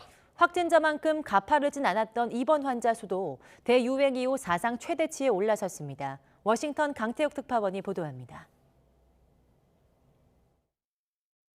뉴욕타임스는 10일 하루 신규 확진자가 141만 7천여 명으로 역대 최대치를 기록했다고 밝혔습니다. 일주일 하루 평균 확진자도 73만여 명으로 집계했습니다. 이는 2주 전보다 3배가량 늘어난 것으로 또 사상 최고치입니다. CNN은 존스홉킨스 대학 데이터를 인용해 최근 일주일간 하루 평균을 75만여 명이라고 전했습니다. 그동안 확진자 증가만큼 가파르지 않았던 입원 환자 수도 급기야 사상 최대치를 넘어섰습니다. 미국 보건복지부는 10일 기준 입원 환자가 지난 겨울 최고치였던 지난해 1월 14일의 14만 2천여 명을 넘어 14만 5천여 명으로 집계했습니다. 보건 전문가 경고대로 감염자 확산이 결국 입원 증가로 이어진 겁니다. 이런 가운데 오미크론 확산의 선두격이었던 뉴욕에서는 호전의 조짐이 나타났습니다. The rate of increase is slowing down, but they're still high. They're still high, but we are not at the end. But I wanted to say that this is, to me, a glimmer of hope at a time when we desperately need that. 한 달여간 가파른 증가 추세였던 감염자 증가율이 둔화했기 때문입니다. 호컬 주지사는 확산의 정점을 찍은 뒤 상황이 변하고 있다고 해석했습니다. 미국 CDC는 신규 확진자 가운데 오미크론 변이 감염자의 비중을 98.3%로 추정했습니다. 압도적인 우세종이 됐다는 것인데 남아공의 경우처럼 곧 정점에 이른 뒤 수그러들 것이란 기대가 나오고 있습니다. 워싱턴에서 YTN 강태욱입니다. 네, 북한이 김정은 국무위원장이 참관한 가운데 극초음속 미사일 시험 발사에 성공했다고 밝혔습니다. 노동당 기관지 노동신문은 김 위원장이 어제 국방과학원에서 진행한 극초음속 미사일 시험 발사를 참관했고 시험 발사는 연속 성공했다고 전했습니다. 신문은 발사된 미사일에서 분리된 극초음속 활공 비행 전투부는 거리 600km 개선에서부터 활공 재도약하며 초기 발사 방위각으로부터 목표 전 방위각으로 240km 강한 선외 기동을 수행해서 1000km 수역의 설정 표적을 명중했다고 주장했습니다. 그러면서 김 위원장이 성공 성과를 높이 평가했고 앞으로도 첨단 국방과학 연구 성과로 전쟁 억제력을 강화하고 자주권과 안전을 담보해 나가리라는 기대와 확신을 표명했다고 전했습니다. 앞서 합동참모본부는 지난 5일에 이어서 북한이 어제 오전 자강도 일대에서 동해상으로 탄도미사일로 추정되는 발사체 한 발을 발사했다고 밝힌 바 있습니다. 미국 국무부는 북한의 탄도미사일 발사 시험을 규탄한다는 입장을 밝혔습니다. 미국 국무부 대변인은 어제 북한의 미사일 발사에 대한 YTN의 논평 요청에 여러 유엔 안전보장이사회 결의안을 위반하고 주변국과 국제사회를 위협하는 행위라며 이같이 비판했습니다. 국무부는 북한이 대화로 나올 것을 거듭 촉구하면서 한국과 일본을 방어한다는 미국의 약속은 철통과 같다고 재확인했습니다.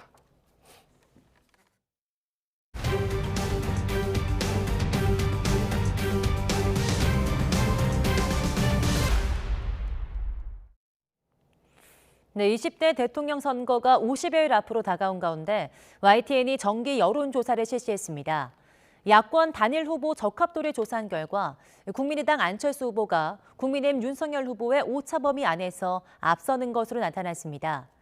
또 윤석열, 안철수 두 후보가 단일화할 경우에는 두 후보 모두 더불어민주당 이재명 후보보다 우세했습니다. 먼저 박서경 기자가 보도합니다. 오는 3월 9일 실시되는 대선에서 국민의힘 윤석열 후보와 국민의당 안철수 후보 가운데 누가 단일 후보로 더 적합한지 물었습니다. 국민의힘 윤석열 후보가 35.6%, 국민의당 안철수 후보가 39.6%로 안철수 후보가 오차 범위 안에서 윤석열 후보에 앞섰습니다. 연령대로 보면 만 18세부터 40대까지는 안철수 후보를 많이 선택했고 50대는 오차 범위 내 접전을 벌였습니다. 60세 이상에서는 윤 후보를 고른 사람이 많았습니다. 지역별로 보면 서울과 부울경, 호남에서 안철수 후보 적합도가 높았고 제주에서는 윤석열 후보의 적합도가 우세했습니다. 인천과 경기, 대전과 세종 충청, 강원, 대구 경북은 오차 범위 내를 기록했습니다. 성별로 나눴을 때는 남성의 경우 윤 후보가 안 후보를 오차 범위 안에서 앞섰고 여성의 경우 안 후보가 윤 후보를 오차 범위 밖에서 따돌렸습니다. 두 후보 단일화로 더불어민주당 이재명 후보와 경쟁했을 때를 물었습니다.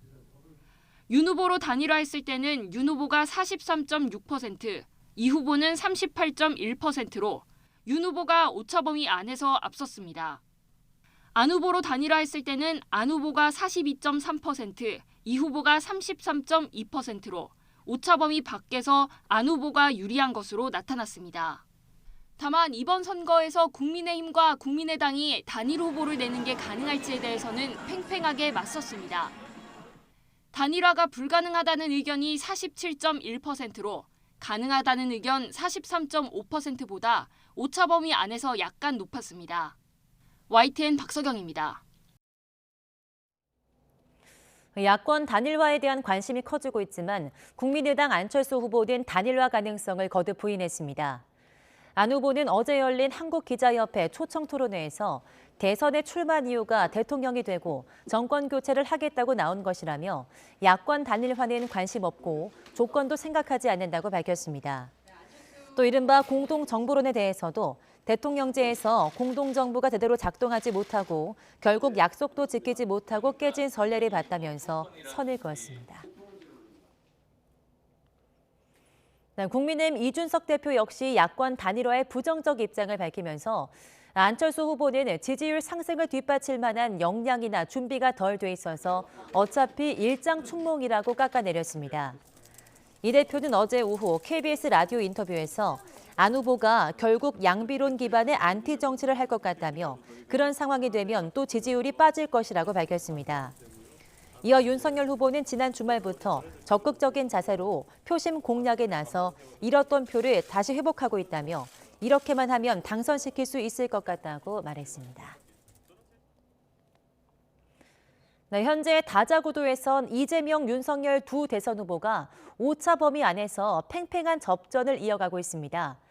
당 내용을 수습한 윤석열 후보가 이재명 후보를 2.3%포인트 차로 앞섰는데 안철수 후보도 YTN 여론조사에서 처음으로 두 자릿수 지지율을 기록해 상승세를 입증했습니다. 권민석 기자입니다.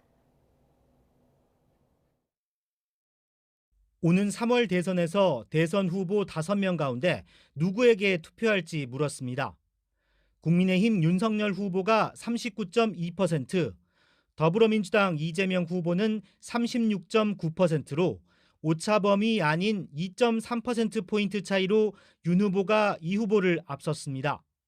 국민의당 안철수 후보는 12.2%로 YTN이 의뢰한 조사에서도 첫 두 자릿수 지지율을 얻었고 정의당 심상정 후보 3%, 새로운 물결 김동연 후보 1.1% 순이었습니다. 세대별로 살펴보면 윤석열 후보는 20대 이하 지지율이 60대 이상 지지율 다음으로 높았는데 이재명 후보는 20대 이하 지지율이 모든 연령을 통틀어 가장 낮았고 안철수 후보에게도 밀렸습니다. 3, 40대에선 이 후보가 윤 후보보다 우세했고 50대는 초박빙, 60대는 윤 후보 우위였습니다. 국민의힘 선대위 갈등에서 이탈했던 20대의 표심이 윤석열 후보에게로 급속히 복원했습니다. 아울러 안철수 후보도 높은 지지를 받았습니다. 2030, 특히 20대 표심이 요동쳤으며 그에 따라 대선 전체 판이 움직이고 있음을 확인한 조사였습니다. 국민의힘 내홍이 수습된 것으로 보느냐는 질문엔 63.3%가 해소되지 않았다고 답했고 해소됐다는 응답은 26.6%에 그쳤습니다. 또 윤 후보가 공약한 여성가족부 폐지에 대해선 찬성이 51.9%, 반대 38.5%로 나타났습니다. 성별로는 남성이 폐지에 찬성한다는 의견이 64%로 다수를 차지했고 여성 응답자는 반대로 폐지 반대가 47.1%로 더 높았습니다. 이번 대선에서 집권 여당의 정권 재창출을 기대한다는 응답은 36.8%, 국민의힘에 의한 정권 교체 42.1%, 기타 인물이나 정당에 의한 정권 교체는 16.3%로 정권 교체 여론을 합치면 58.4%로 과반을 차지했습니다. 국민의힘과 민주당의 정당 지지도는 2.6%포인트 차이였고 안 후보 상승세에 따라 국민의당도 두 자릿수 지지도를 기록했습니다. 문재인 대통령이 국정 수행을 잘한다는 응답은 38.8%로 40%를 밑돌았습니다. 이번 조사는 지난 10일부터 11일까지 이틀 동안 전국 만 18세 이상 남녀 1,011명을 대상으로 무선 가상번호와 유선 RDD를 이용해 진행됐고 표본 오차는 95% 신뢰 수준에 플러스 마이너스 3.1%포인트입니다. YTN 권민석입니다.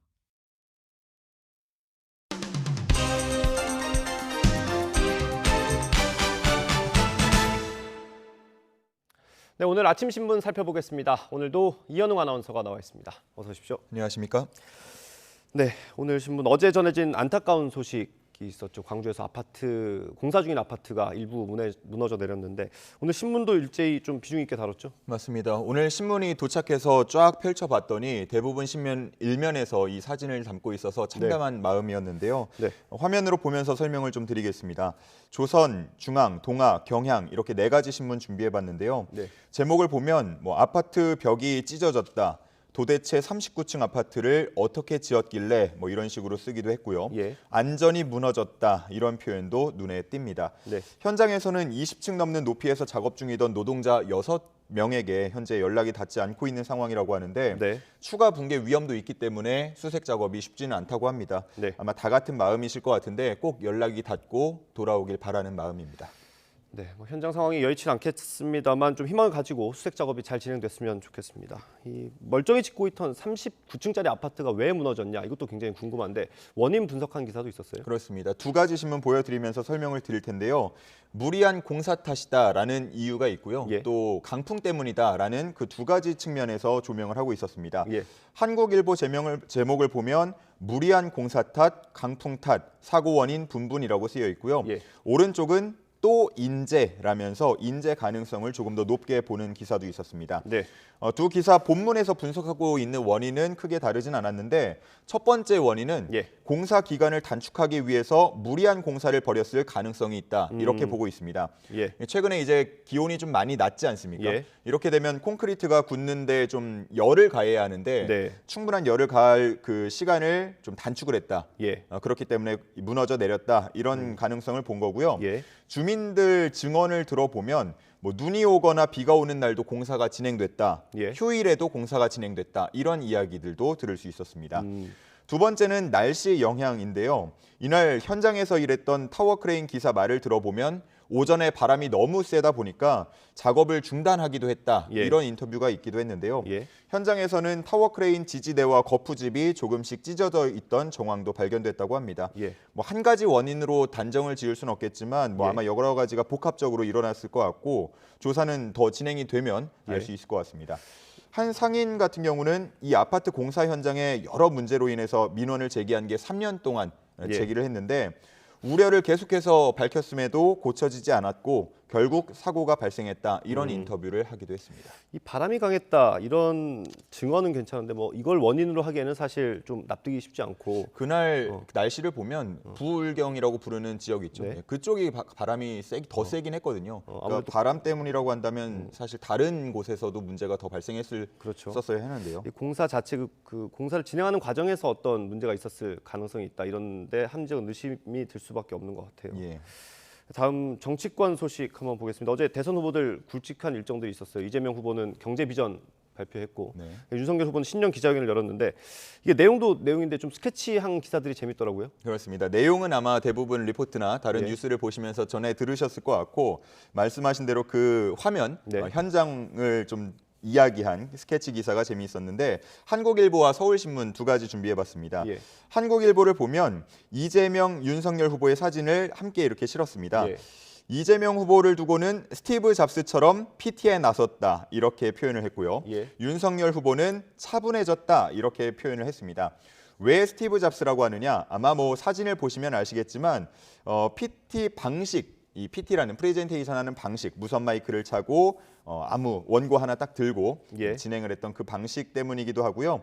또 의상에 대한 얘기이기도 한데 검은색 터틀넥에 청바지를 입고 했다. 그렇기 때문에 애플 창업자 스티브 잡스를 연상시킨다. 이런 내용을 적었습니다.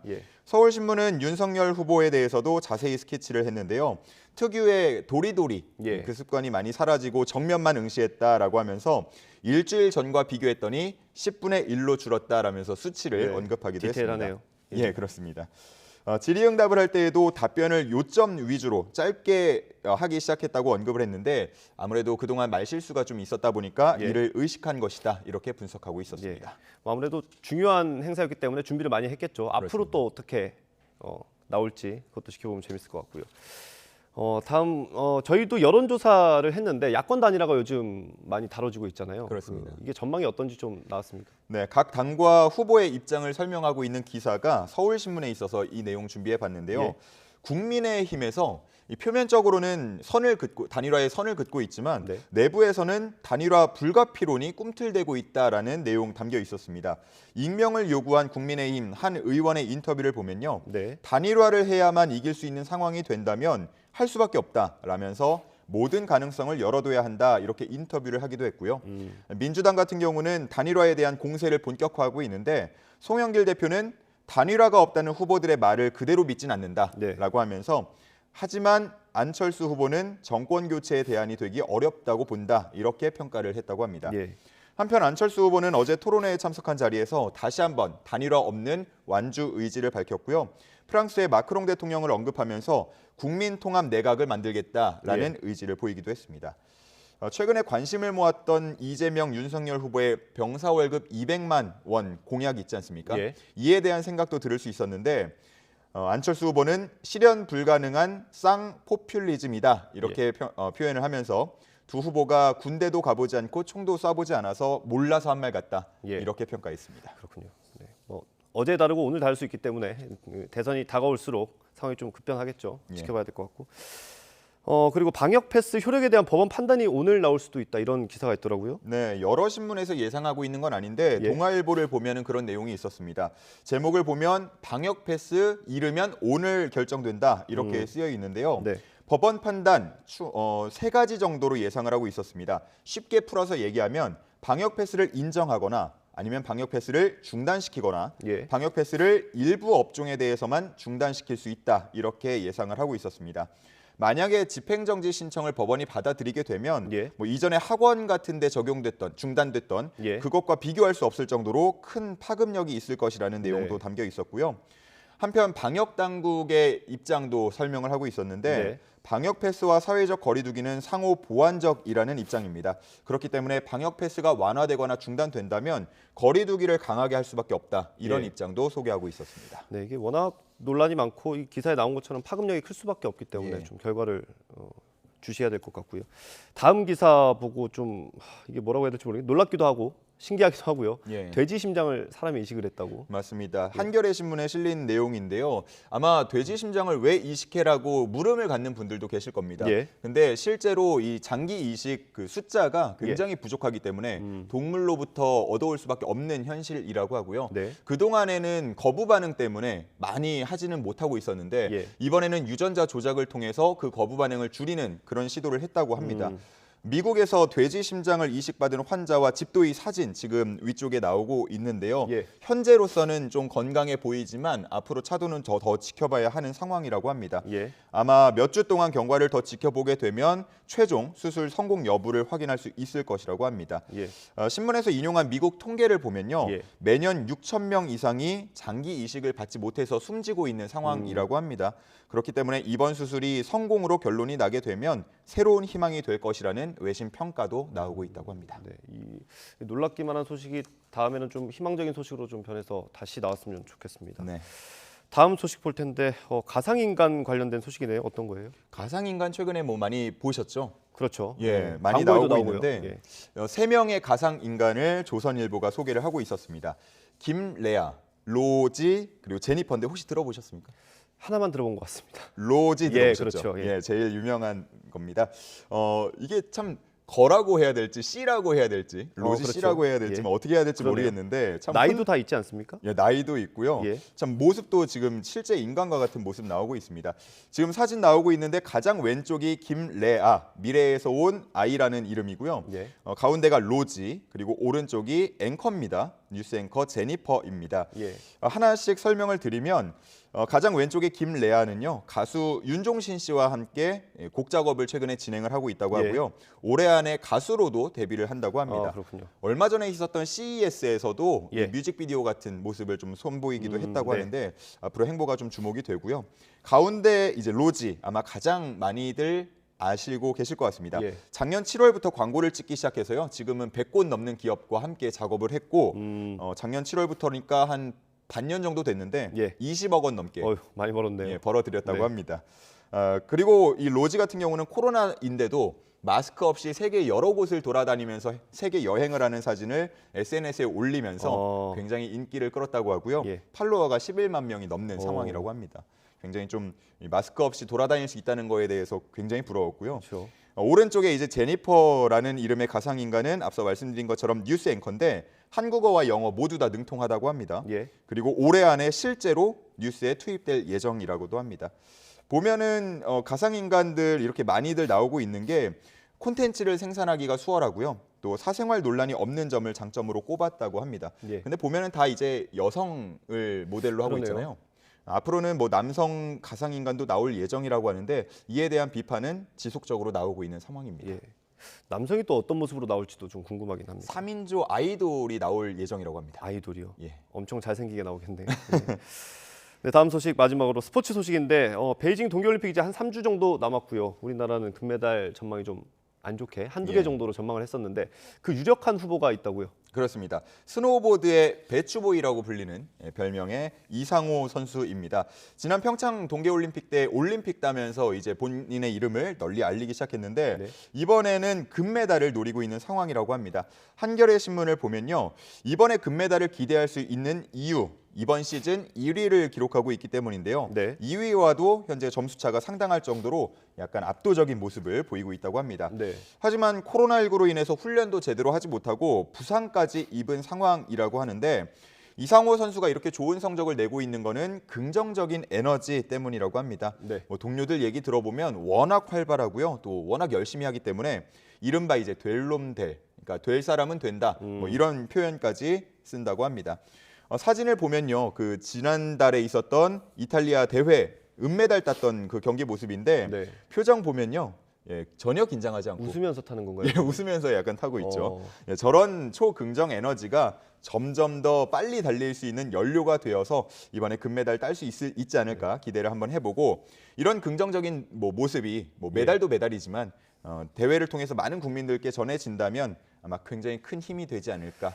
생각이 됩니다. 이번 대회에서 이렇게 즐기면서 대회를 임해서 좋은 결과 있었으면 좋겠습니다. 오늘 말씀 여기까지 듣겠습니다. 고맙습니다. 감사합니다.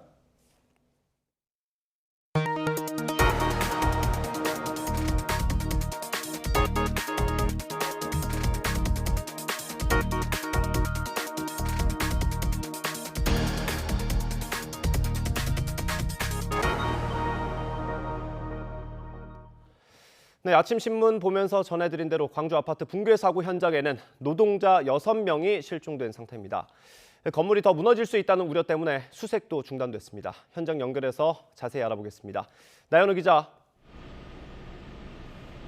네, 광주광역시 서구에 있는 아파트 외벽 붕괴 사고 현장에 나와 있습니다. 네, 사고 난 지 이틀째입니다. 현장 상황 어떤지 전해주시죠. 네, 사고 현장의 모습은 어제와 별반 달라진 게 없습니다. 이 현장에는 이 출입 통제선이 쳐져 있는 상황이고요. 이 사람들이 이 현장에 가까이 다가서는 것을 막아서는 모습입니다. 아무래도 이 고층 부분에서 사고가 일어났고 게다가 이 추가 붕괴 우려까지 있는 상황이라서 굉장히 위험성이 높은 상황입니다. 어제 신축 아파트 건설 현장에서 일했던 작업자 가운데 6명이 현재까지도 연락 두절인 상태인데요. 안타깝게도 아직 소재가 파악됐다는 소식은 들리지 않고 있습니다. 이들은 이 외벽 등이 무너진 건물 28층에서 31층 사이에서 이 창호 공사를 했던 것으로 추정됩니다. 그런데 140m짜리 타워 크레인을 비롯해 건물 외벽 추가 붕괴 위험성이 커서 어제 저녁부터 수색 작업이 중단된 상태입니다. 사고 현장 주변에서 휴대전화 위치가 잡혔지만 연락이 닿지 않고 있습니다. 소방당국은 오늘 오전 안전 점검을 벌인 뒤 구조 인력을 투입할지를 결정할 계획입니다.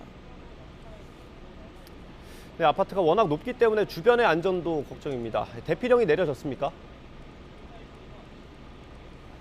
네, 그렇습니다. 어제 사고가 발생한 직후 긴급 안전 진단을 했습니다. 그 결과 균열 등이 발견돼서 추가 붕괴 우려까지 우려되는 상황인데요. 이 때문에 인근 건물 입주민 109세대 대피령이 내려졌습니다. 이번 붕괴 사고에 대한 경찰 수사도 시작됐는데요. 광주경찰청은 경무관인 수사부장을 본부장으로 하는 수사본부를 꾸렸습니다. 붕괴 원인과 함께 공사 현장 안전관리 전반에 대한 수사에 나섰습니다. 안전진단이 마무리되는 대로 국립과학수사연구원, 소방과 합동으로 현장 감식을 진행할 계획입니다. 또 공사 관계자와 목격자 CCTV를 확인해 사건 발생 경위를 조사할 방침입니다. 이번에 사고가 난 아파트 신축공사 시공사는 HDC 현대산업개발입니다. 지난해 6월 광주 학동 철거 건물 붕괴 사고로 9명이 숨진 아파트 건축을 추진했던 업체인데요. 이 때문에 비난이 거셀 것으로 보입니다. 지금까지 광주 신축 아파트 외벽 붕괴 사고 현장에서 YTN 나인호입니다. 전해드린 것처럼 지난해 광주광역시 학동에서 무너진 건물과 같은 시공사가 맡은 공사 현장에서 또다시 붕괴 사고가 발생했습니다. 경찰은 시공사의 현대산업개발 측의 관리 감독 책임이 있는지 수사에 착수했습니다. 신지원 기자입니다. 지난해 무려 17명의 사상자를 냈던 광주 학동의 건물 붕괴 사고. 당시 시공을 맡았던 현대산업개발은 유족 앞에 고개 숙이며 재발 방지를 약속했습니다. 이러한 사고가 다시 발생하지 않도록 전사적으로 재발 방지 대책을 수립해 나가겠습니다. 하지만 불과 7개월 만에 같은 지역, 같은 시공사의 공사 현장에서 또다시 사고가 났습니다. 지하 4층, 지상 39층 규모의 아파트 신축 공사 현장입니다. 광주경찰은 즉각 수사본부를 꾸리고 현장의 관리 감독에 문제가 있었는지 조사에 나섰습니다. 학동 붕괴 참사 당시 수사를 맡았던 강력범죄수사대가 CCTV와 목격자 진술을 통해 사고 경위를 파악하고 있습니다. 이번에도 붕괴 징후가 있었다는 관련 증언이 나오면서 판박이 사고가 될 가능성이 제기되고 있습니다. 지난해 학동 참사 이후 현대산업개발 현장 소장 등 책임자들은 업무상 과실치사 등의 혐의로 재판에 넘겨졌습니다. 국회에서는 안전관리와 처벌을 강화하는 재발 방지법이 통과됐습니다. 하지만 개정안이 통과한 날 공사 현장의 사고는 되풀이되고 말았습니다. 경찰은 현장에 대한 안전진단이 마무리되는 대로 관련 기관과 합동 감식을 진행할 방침입니다. YTN 신지원입니다. 이른바 카카오 경영진의 먹튀 행보와 정용진 신세계 부회장의 멸공 발언 논란으로 관련 그룹의 주가가 연일 요동치고 있습니다. 주식 투자자 1,000만 명 시대에 맞는 경영진의 의식 전환과 행보가 필요해 보입니다. 보도에 김상우 기자입니다. 안녕하세요. 카카오페이 대표를 맡고 있는 류영준입니다. 본 세션을 통해서 우리의 성장 스토리와 비전 그리고 카카오페이가 만들어갈 새로운 금융의 가치를 성장과 비전 등 혁신적인 단어를 내세워서 수조 원대의 돈을 모아 상장한 지 불과 한 달. 카카오페이 8명의 경영진은 스톡옵션 행사로 수백억 원대의 차익을 챙겼습니다. 먹튀 논란에 휩싸인 류영진 카카오페이 대표는 카카오 대표 내정자 자리에서 자진 사퇴했지만 카카오 계열 주가는 연일 요동치는 등 여지는 여전합니다. 주식 온라인 토론방에는 자본시장을 흔드는 야바이 등 비판적인 글과 함께 카카오 그룹은 물론 다른 기업들에게도 유사 사태의 재발 가능성이 있다고 지적합니다. 판 시점이 코스닥 200에 진입한 시점이었어요. 이 말은 대표는 알았다는 거죠. 주가가 최고점이었다는 알았는데 상장이 한 달 만에 스톱 행사했으니 일반 주주들에게는 굉장히 피해가 갔을 것이고요. 소액 주주들의 피해를 초래하는 스톡옵션 행사 제한 제도가 필요하다는 목소리가 나오는 가운데 CEO 등 경영진의 소셜 미디어 행보로 인한 주가 요동에 대한 불만도 잇따르고 있습니다. 정용진 신세계 부회장의 멸공 발언이 대선 국면과 맞물려서 이마트 등 신세계 그룹의 주가가 연일 종일 출렁이면서 투자자들의 손익이 크게 엇갈리기 때문입니다. 정 부회장은 자신의 멸공 관련 발언을 둘러싼 논란이 정치권으로까지 번지자 관련 발언 중단을 선언한 지 반나절 만에 신세계 불매운동 이미지를 또 인스타그램에 올리는 등 오락가락하고 있습니다. 기업의 오너나 CEO들은 굉장히 신중하게 발언할 필요가 있어요. 왜냐하면 그것이 주가에 영향을 미치기 때문에 그런 것이죠. 그러한 것들도 제가 볼 때 굉장히 가벼운 처사가 아니었나. 최근 직원의 거액 횡령 혐의로 수사가 확대 중인 오스템 임플란트는 8년 전에도 대표이사 등 임직원의 횡령 혐의로 주식 거래가 정지된 전력이 있어 경영진 리스크 해소가 한국적인 기업 상황에서 간단치 않은 문제임을 보여주고 있습니다. 주식 투자자 1,000만 명 시대에 맞는 경영진의 의식 대전환과 그에 따른 행보가 시급해 보입니다. YTN 김상호입니다. 네, 인천의 여러 섬과 인천항과 관련한 다양한 소개 영상이 일반 시민들에 의해서 제작됐습니다. 인천항만공사는 코로나 시대 새로운 소통 방식으로 국민 크리에이터들이 제작한 참신한 영상을 활용한 SNS 활동을 더 늘려간다는 계획입니다. 이기정 기자입니다. 인천역을 출발점으로 차이나타운을 둘러보는 SNS 영상물입니다. 브이로그 형식으로 만든 이 영상은 일반 시민이 직접 다양한 먹거리와 관광지를 탐방하는 체험 형식으로 제작됐습니다. 또 다른 영상은 보물섬을 찾아가는 주인공들이 등장합니다. 해적이 연상되는 복장을 한 크리에이터들이 서북도서 가운데 하나인 연평도를 보물섬으로 소개하고 있습니다. 연평도는 조기가 유명하니 조기탕을 먹으러 갈까요? 연평도 포격 당시 폐허가 된 안보교육장도 방문해 서북도서의 평화를 기원합니다. 인천항만공사가 모집한 국민 미디어 크리에이터들이 만든 영상인데 5개 팀이 3개월 동안 15편을 제작해 유튜브에 올렸습니다. 공공기관에서 생각하지 못했던 기법들을 많이 사용해 주셔가지고 더 참신하고 재미있었던 아이템들이 많이 나온 것 같습니다. 인천 거주 외국인도 참여해 인천국제여객터미널을 어떻게 이용하는지 체험 영상으로 만들었습니다. Now we're back at the Incheon Ferry International Ferry Terminal. You can go to 10 different Chinese cities from here. 인천항만공사는 코로나19 확산으로 인한 오프라인 소통의 어려움을 극복하기 위해 시민들이 직접 참여하는 SNS 소통을 강화하고 있습니다. 외국인들도 같이 좀 참여해서 앞으로 이제 코로나가 끝나면은 외국인들이 이 여객, 국제 여객이나 또는 섬 관광도 늘 거라고 봅니다. 그래서 그분들을 또 겨냥한 것도 준비해야 되지 않겠나 생각하고 있습니다. 인천항만공사는 인천항 국제여객의 현황과 서해 5도의 관광지, 그리고 인천 내항 개발 등과 관련해서도 개성 넘치는 콘텐츠 제작을 통해 소통의 폭을 넓혀나가겠다는 구상입니다. YTN 이기정입니다. 오늘 출근길 매서운 추위의 기세가 만만치 않습니다.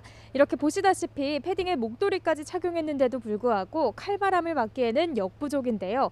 현재 서울 기온은 영하 11도까지 떨어졌고요. 찬바람의 체감온도는 영하 16도 선에 머물고 있습니다. 오늘 외출하실 때는 보온에 각별히 신경 써주시기 바랍니다. 현재 내륙 곳곳에 한파특보가 내려진 가운데 어제보다 더 추운 날씨가 이어지고 있습니다. 파주 영하 17.2도, 철원 영하 16.7도, 서울은 영하 11도까지 떨어지며 무척 춥습니다. 낮 동안에도 중부지방은 대체로 영하권을 유지하겠고 남부지방도 찬바람이 불며 체감온도는 영하권을 보이겠습니다. 서울 영하 2도, 대전 1도, 광주 2도, 부산은 5도가 예상됩니다. 한파 속에 호남 서해안과 제주도에는 비나 눈이 이어지고 있습니다. 눈은 오전까지 조금 더 내리겠고요. 제주 산간과 울릉도, 독도에는 내일까지 최고 15cm의 많은 눈이 더 내리겠습니다. 내일은 새벽부터 오전 사이 곳곳에 또 한 차례 눈이 내리겠고요. 강력한 한파는 주 후반까지 이어질 전망입니다. 동쪽 지방을 중심으로 대기가 무척 건조한 데다 바람까지 강하게 불고 있는 만큼 화재 사고 없도록 불씨 관리 철저히 해주시기 바랍니다. 지금까지 서울 상암동에서 YTN 윤수빈입니다.